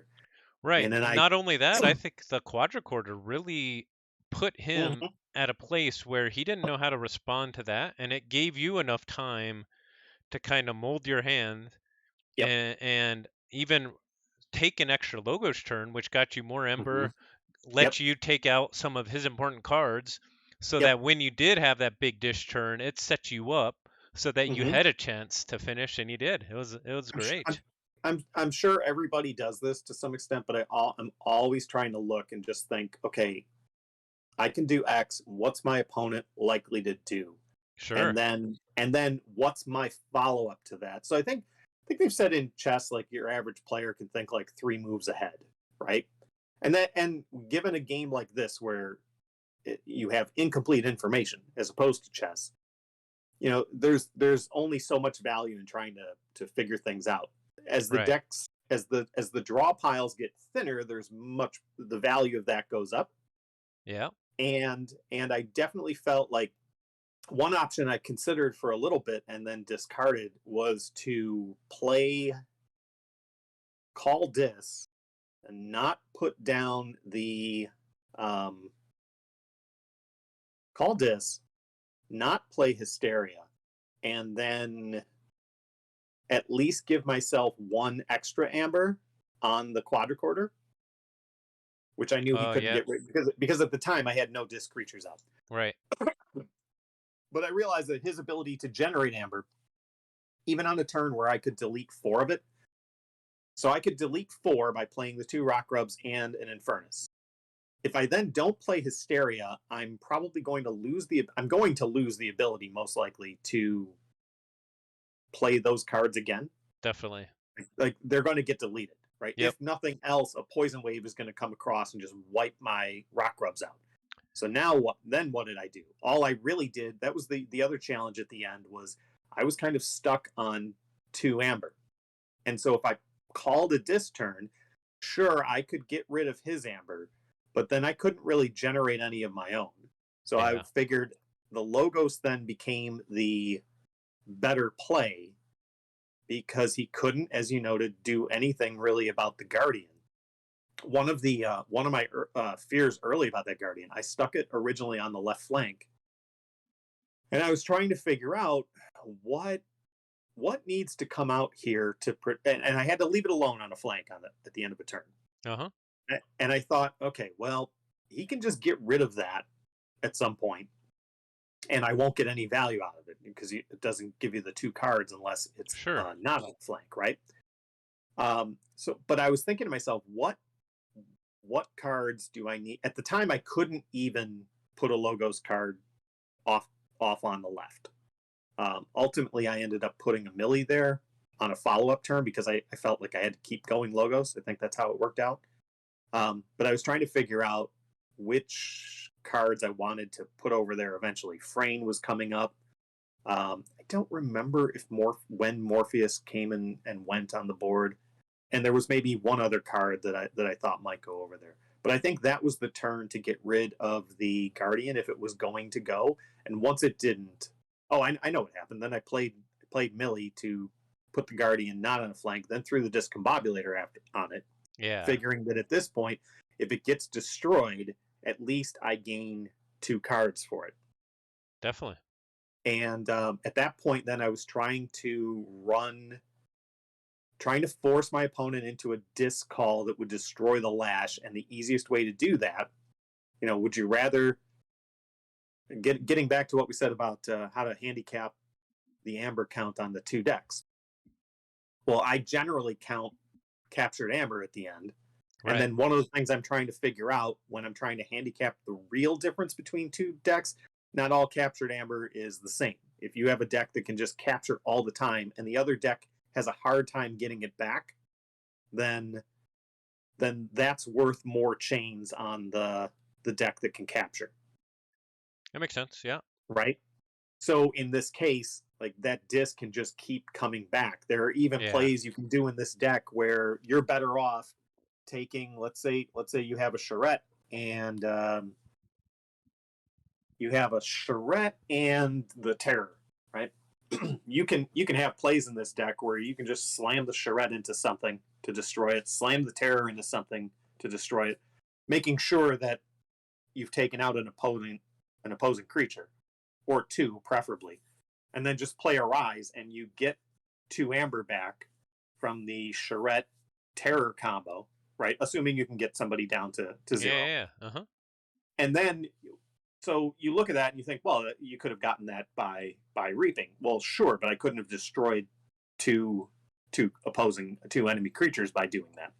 So you can also in this deck, there's a couple other combos, none of which I think came up in. Well, there's one that didn't come up at all, I think, in the entire tournament, and that was you could easily smack a charrette into something, and then basically delete that amber by turning on the lash, right? Give them enough to forge for Yeah. 9, Yep. and that's Well, always a good play. and that's what I was also thought was interesting. Tekavor Pulpate was actually a Mm-hmm. rock star in both matches Yep. because I think Gauntlet was maybe used like once, maybe twice. Yeah. Lash I was don't even not know if used it at was all. right. Seismo Right. Entangler was not used at all. hmm I So used the lash in the first game, but only very early when my opponent wasn't in check anyway. I just kept yeah, turning it exactly. on out of habit. Yep. But yeah, then it got to a point where I was like, oh, that pulpate hit the floor. Now I have to think, is it worth destroying it, or am I just going to have to play without the lash? Especially against a deck where um, not finished with you could conceivably throw it back into play. A few of those, excuse me, purge cards in disc Yeah. could keep that coming back. One thing I think that really helped me in the first game, and the echo came at the end of this second game, was when I had the chance to purge something in game one with Creeping Oblivion. I purged Frayne. He Yeah. had he had two Fraynes, and I purged one. And the reason I purged is because I knew a POW 4 creature that can just start capturing Amber is something this deck is going to have a hard time getting rid of. It can deal with everything up to like POW 3. If 3 damage, 5 in a pinch if you have the right combos. But if 3 damage is it, then that's enough. You can take care of it. But if it gets to 4, especially if you can ward it, then Yeah. you're in trouble. Right. Um, What was also I interesting at the end of this second game was you were able to shoot up to enough Ember um, that he did have his big Arise play. He played all three Charettes, Yep, captured 9 Ember, played the Terror, but you still had 2 Ember, I so he had didn't get enough. those 2 Ember. And if That's he got those correct. 2 Ember, that would have made the difference. I would have lost for sure. Yep. Yeah. I made sure at some point I was like, I have to generate enough amber that he can't just take 9 and then give himself 2 just from playing cards. Yeah. Especially since, one thing. So I was thinking about this the other day because like any of the crazies here that are on the Discord, I spent some time during the day walking around thinking about Keyforge plays. Totally. So I was trying to think, like, so a deck like this, right? This is the kind of deck that I have several decks that are similar to Babium. So they have lots of value cards in every house.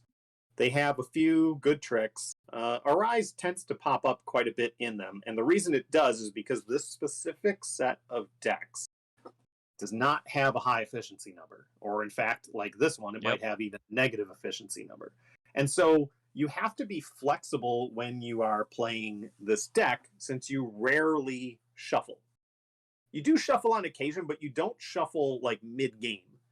You Right. shuffle late game where you can't. So what that leads me to think is something like this. If you consider that every game you need to generate 18 amber or the equivalent of 18 amber, right, to win the game effectively, right? You might forge for more, etc., but we can just treat those as like amber deletions. You need to net 18 amber.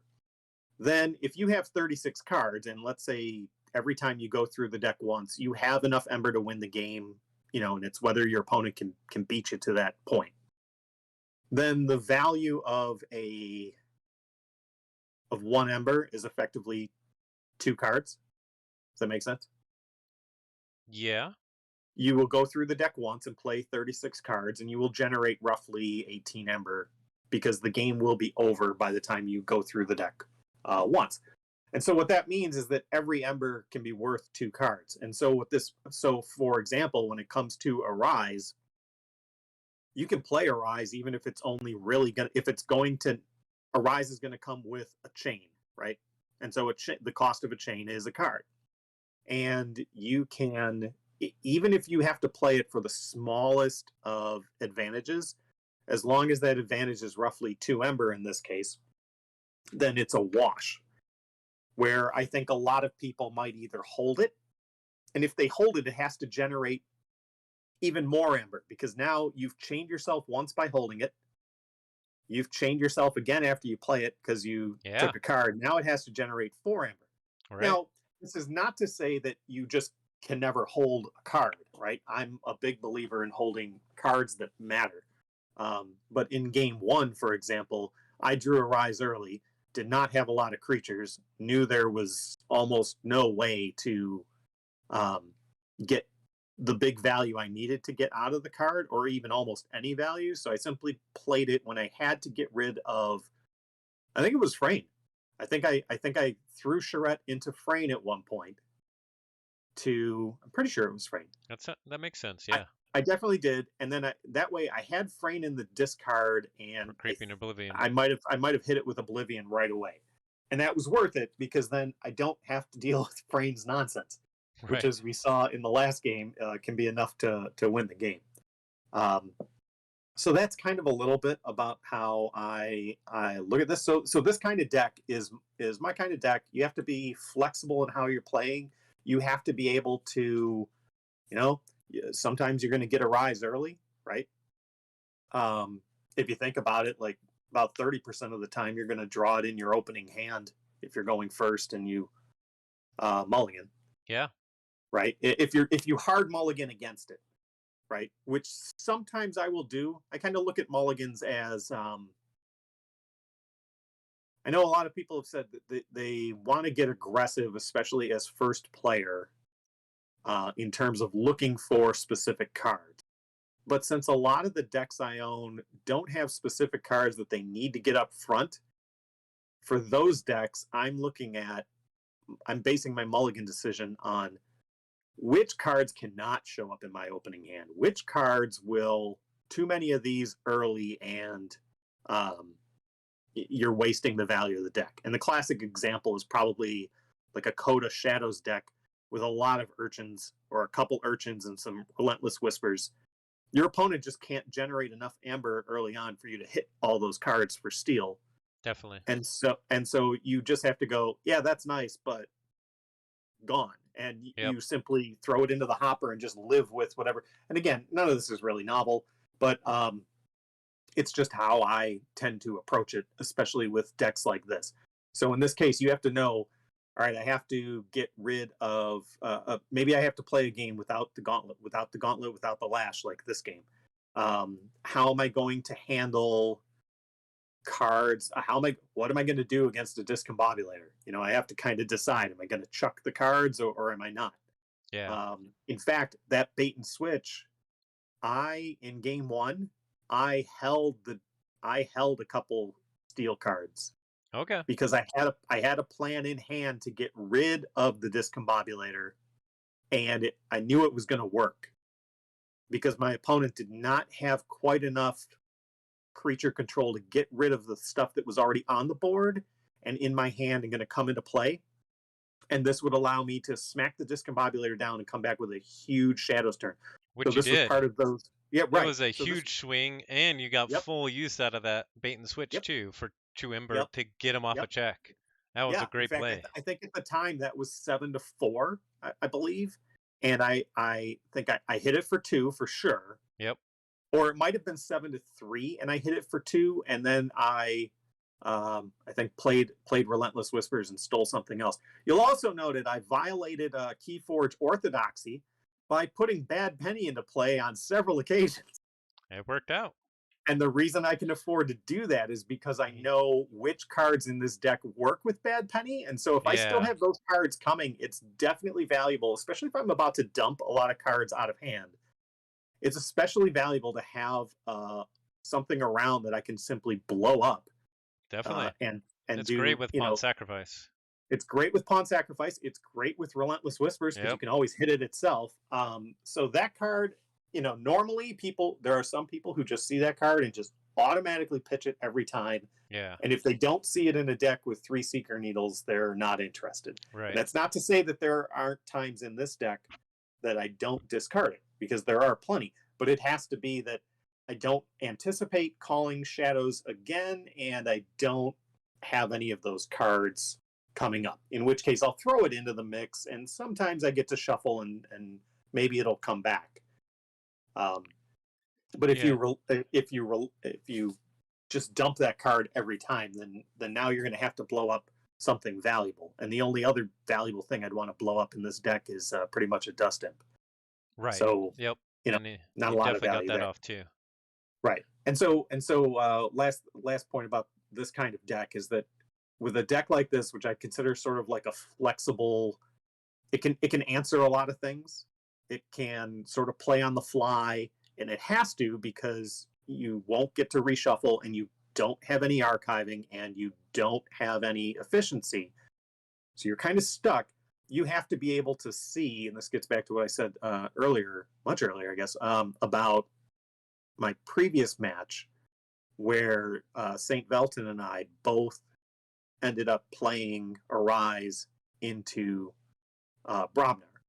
Most people are going to look at an Arise deck and just think, okay, yeah, well, I've got 3 Charettes and a Terror and Schuler, Dust Dust Imp Imp, and yeah. Schuler. Of course, I'm just going to hang on to this for that. And if I don't do it, if I don't see it happen, then I'm not going to do it. And instead, you can get a lot of value by, in certain games, when it's coming, you have to decide whether it's worth it or not. But you can then dump a whole ton of effective Brobnar onto the board.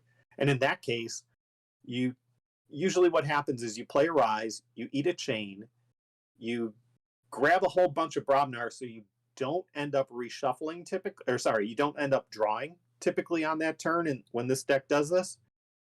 But you have a huge Brobnar turn that you dump out, unless you get Life Ordered or something like that. You have a huge Brobnar turn that you dump out. And then, sure, you take a chain. Who cares? You're calling Brobnar next turn. It doesn't really matter. Yeah. Or you're very likely to draw Brobnar next turn, in which case that chain almost doesn't matter because you just got half your Brobnar cards in play, and the Gauntlet's probably in play already anyway, etc. Barehanded's another one in this deck that can be a little troublesome. I have 7 decks with Barehanded. I don't. It's so bad because I swear 5 of them don't want it.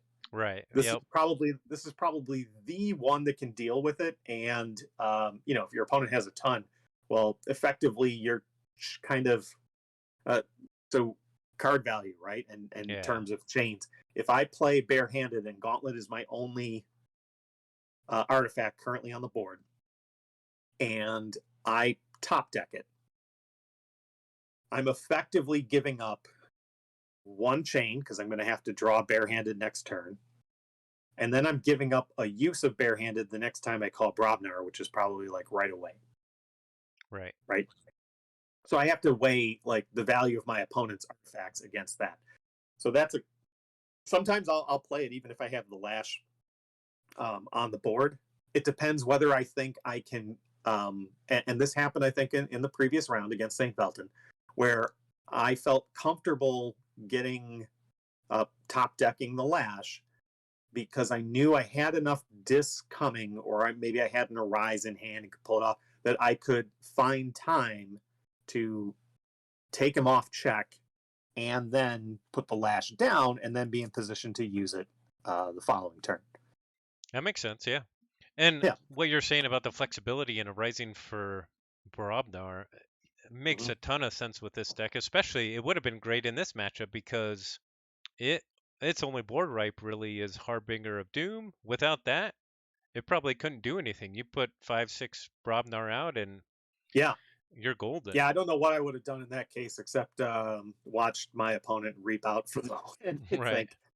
And at the end of game 1, when I got hit with stealth mode, didn't matter because War Drummer was actually my action card, if you want to think of it that way. Yeah, yeah. That hand at the time, I had managed to walk myself. Some of it, of course, is draw, and it's important to understand that, when you catch a break. Yeah. Some of it was draw, some of it was handcrafting along the way and trying to think ahead a bit and seeing what's still left in your draw pile, right? But at the end of the game, I ended up getting hit with stealth mode, but I had blood money and 5 Brobnar critters in my hand, which meant I was able Nice. to play the chieftain to use Dodger to steal, and then play Bumpsy. Then I had to play the War Drummer down because I didn't have double Bumpsy in hand. Then I was able to play Bumpsy again, play Valder, I think what I did, and then play the Chieftain to take Valder and smack the hell out of the Pulpate, I think. In an ideal world, I think I mentioned in chat that I screwed that up. What I should have done, Get the Morpheus, yeah. Yeah, I should have, but the thing was, It was the behind problem, yeah, the it was behind the Guardian, and so I was in my head. Sometimes, I mean, I don't know about you, but sometimes I get tunnel vision when I'm playing, right? same. Sometimes I get tunnel vision, man, when I walk into like a restaurant and go to order something, or even walk into a fast food place. I'm just like, I'm not even paying attention anymore to like other options that might be there, because I walked in thinking I'm getting X, and it Sure. turned out like X It's like wasn't muscle the. memory. Yeah, yeah. So what happened here was I'm just thinking to myself, don't kill the Guardian, don't kill the Guardian, don't kill the Guardian, don't give him two cards, right? And what I should be thinking is this: I don't really know where the frames are. Don't let him hit a double with Morpheus. And I mean, he doesn't have a ton of other play effects in there, but like, don't let that happen. That's probably the one thing. What I ended up doing was, I think I ended up destroying the Guardian anyway. Yeah, yeah. Which is when I realized, like, if I wasn't going to go destroy that, if I was going to just go destroy that anyway, I shouldn't have thrown the Infernus back into the discard pile. I should have thrown Morpheus back into the discard Right. pile. But sometimes you just lock in on one idea, like, don't give him two cards, and then suddenly you're missing the more important things. Yeah, and the way that I was thinking about that was, okay, you kill it this time, at least that sets you up so if you need, like, if he is able to stop you, you Yes. can now easily get the Morpheus next turn, and Yes. Right. then danger is no longer. And at that time, I And you remember had looking time up. because like he didn't have stuff that he could redraw at that point anyway, I think. Yes, right. I Uh looked up too. I think he had six in hand and eight draw.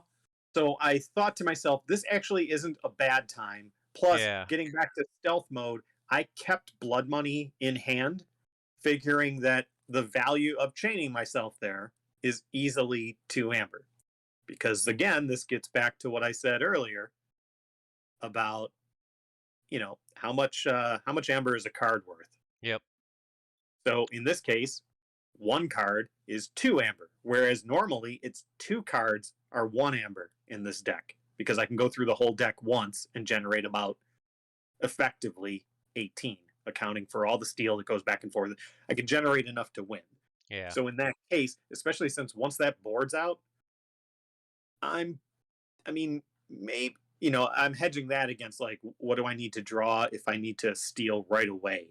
Yep. Because now that I've played the big Brobnar turn, I'm not really going to get anything else other than like a Bumpsy.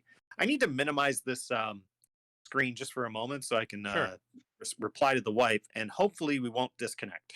All right. So are you still there? I am. Oh, great. Awesome.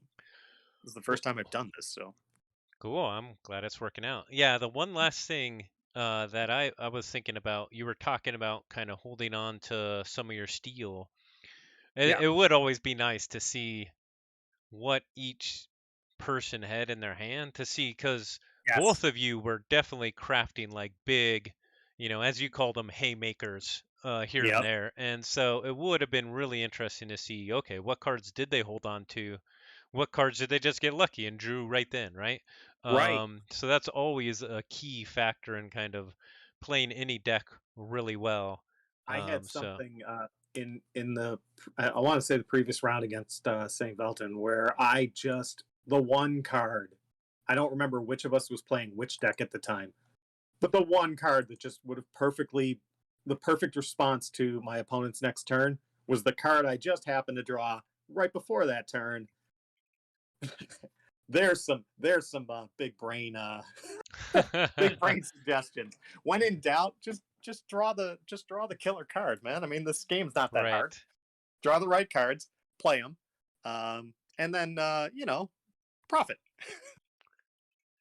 Yeah, maybe Fudgeinator says it would have been really interesting. Maybe we can do that next finale. And so maybe, yeah, maybe I can stream with a delay or something next finale so we can see the hands Yeah, and, yeah, and yeah, talk yeah. about If that or there's something. And definitely, if people are willing to stream with a long enough delay, I don't know what's usually the norm. I will probably like 5 minutes or something like that. Probably probably want to be about about five, 10. but I mean, Yeah, I don't think just it's in a big case. deal even if it's 10 minutes, probably. So, No, I mean, like, I would think 10 minutes would be ideal, just in case like somebody has to take a bathroom break Totally. and Yep. can't get back. Then you'd hate to see somebody getting back and being able to Yeah. see the cards or not that. I mean, come on, who's gonna do that for this? But I better agree. that it's not there, and then everybody Yeah. knows the game was on the level. That kind of thing. Definitely. Exactly. Well, great. Anything else you want to say? The floor is yours. Um, I can't apparently type the word lime without it auto correcting to like. I don't know why it's doing that for me. No. That's very important for all your fans to hear. All my fans, come on now. Um, no, this has just been. I want to say that thanks to St. Felton, right, for organizing this because this has been. Kagi is a lot of fun. Anybody who, I'm sorry. Fighting Walloon is doing this one. I get confused sometimes because he used to do, I think, Average Joe's, Yeah. and then he dropped out, and then St. Velton ended up taking that over, and now Velton is bowing out, but Cloggin is taking that over. So sometimes I get these confused. So thanks a bunch to Fighting Balloon. Season 5, right? Signups are already up, That's right. and everybody's got till we've still got another 12 days to go. I've shared the link. I'll share it again just in case they need it one Mm-hmm. more time. Yep. And And it sounds like you'll also be joining season 5. Is that right? yeah, I'm gonna be going on vacation, but from the sounds of it, I should be able to get a few games in. Our pod was a mess this past one. Yeah. People were just unable to get their games together, and so we ended up with a very small number of games played. So I didn't want to contribute to that problem again. Yeah. Um, but it looks like we should be good this time. Yeah, so I should be in this time. Excellent. This is a fun little deck. I'm sure I will not be bringing it again, but I'll be there so people can take their shots at me and then That's dump me and right. say, "Geez, how did this guy win four? How did this guy beat me four? I just mopped the floor with him. What the hell?" Yeah, so it's a fun game. It's a great community. Everybody who's anyone who's listening to this will already know that. Definitely. Um, the tournaments, there's plenty there for anybody who wants any kind of speed. Something more casual, something a little more competitive. This is a mix. I would say this is a mix of both. I've seen some banger decks in past Kagis that were really, really nasty. In fact, I think number two. I can't remember who won that, but he brought a real banger. I barely missed beating him third game. I was the last match of the pod. And I ended Ah, up losing out on tiebreaker for being top two because of that. But it was like one card came up the wrong spot, and then um, this is nice because you get to go figure out, adaptive. I know a lot of people. I can understand in person not wanting. I mean, I don't personally subscribe to it, but I can understand in person not wanting to switch decks with somebody. right. Um, um, but That's what's great online, about Keyforge. There's so many different ways that you can play. If they don't want to do that, yeah, they don't have to play it that way. right. You don't Yeah. have to. I like the challenge. I like the fact that adaptive plays off not just your ability to. You have to. There's so much you have to do, right? You Yeah. have to ideally know your own deck, know what the strengths and weaknesses are. So in game one, you're trying to figure out how does this work, right? What are the key matchups here? And then in game two, you now have to figure out like, okay, what can I do in what is my deck going to have trouble with? And how do I try to maximize that while you might be on, like I was in this game, uncomfortable? It's not your style of deck, right? Yeah. Yeah. And, and I think everybody ends up gravitating to certain kinds, but I think there's a lot of value in playing decks you're not comfortable with, Or I still am not up to speed on everything that's in Dark Tidings, for example, right? I know everything Yep. that's in Worlds Collide. I just don't like playing the set generally. So I would not bring a Worlds Collide deck myself. Right. But that means I know that in an adaptive league, right? And Coat 9, when we did that, that was um, uh, similar. You might be playing adaptive sometimes, or you might be playing reversal. I knew I was going Right. to have to play some decks like this. So, I think it makes you a better player, gives you a better appreciation of the game. Um, and I would just say, everybody have fun, which certainly everybody has done in this league. I know everybody has done it even in the competitive leagues. It's not as if a competitive league is a cutthroat thing because the community is so good. So I would just say, if this is interesting to you, if you want it, adaptive also gives you that additional challenge on top of trying to figure out where do chains, what's the right number, right? What would I be comfortable playing? Um, what does it mean? Uh, what sort of risks are there in going too high, right? And of course, Yeah. you never want to give the deck up too low, the better one. But what are the risks of going too high? One card that I think probably doesn't get enough play in adaptive, but would work really well, I think, on the weaker deck is Binding Irons, right? Yeah, Because that's it's one, tricky. you go up to 6 chains, and it's one thing where I play Binding Irons, and for the next 3 turns, you have to draw one less card. Right. If I do that, and you're now drawing 2 less cards for the next 3 turns, that's a problem. That's pretty Um, huge. so yeah, it can be huge, and I think I might even have like a deck um, that is double Binding Irons and is not good. So I would expect to lose with it. I would expect the deck to lose twice, and then you might gain an advantage because your opponent has not considered what happens if maybe the difference between these decks is 7 chains.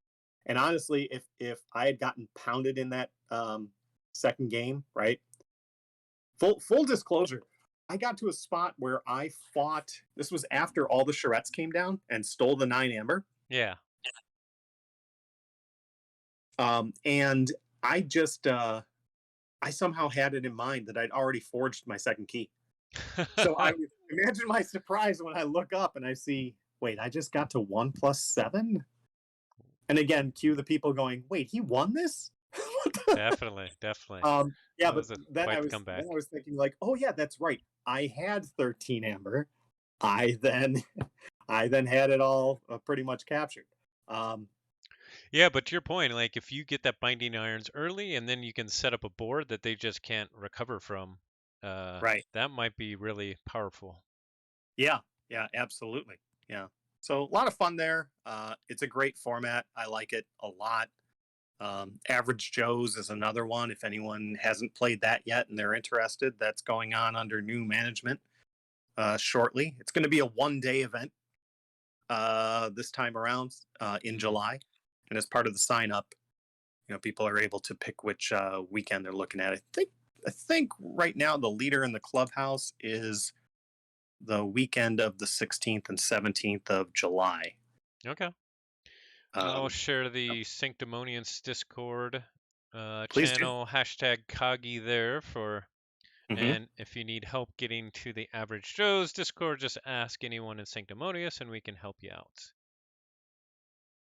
All right. Well, I hope Great. my rambling wasn't too incoherent there. Oh, it was great. Thanks, I know we've Tutenkharnage, talked for the about time. doing this before, right? Yeah, yeah. Yeah. This So I'm this was I'm fun. glad we could get together. Yeah, this was a lot of fun. I'd like to do it again sometime. Definitely. Well, Don't wait for me to win another tournament. You might be waiting like a well, couple of years. so this was the first time I've done an interview for Keyforge. Oh, nice. Next season, maybe you can be my co-commentator if you don't make it to the final. Oh, I'd like that. I That would be haven't done very that good. yet. Oh, that would be very good. So, Um, something to think about. yeah, sounds great. All right. All right. Well, thank you very much for your time. Yeah, congratulations. Thanks Thank for you. the amazing show and Yeah, and congrats again to Gued for a great finals game. pair of games there. Great match. Those were great, and I did a good job by getting there. Everybody did. Yep. It was a lot of fun. All right. Thanks, Tutenkharnage. Have a great day. Thank you. All right, you too. Talk to you later. Take care. Bye-bye. Bye. Okay. Thanks to Tutenkharnage for that interview. That was great. Really good to hear his thoughts on the match. Lots of great insight on adaptive. Yeah, amazing games. So thanks again for watching. Thanks, Fudgenator, for the chatting as well. DT is definitely also a great set for adaptive. It won KAGI 4.0, which you can see on the link that I shared earlier. Or sorry, KAGI 3.0. DT deck there winning that one. So with that, I think that's a stream. Thank you again. Let me pull up my outro music and have yourselves a great day.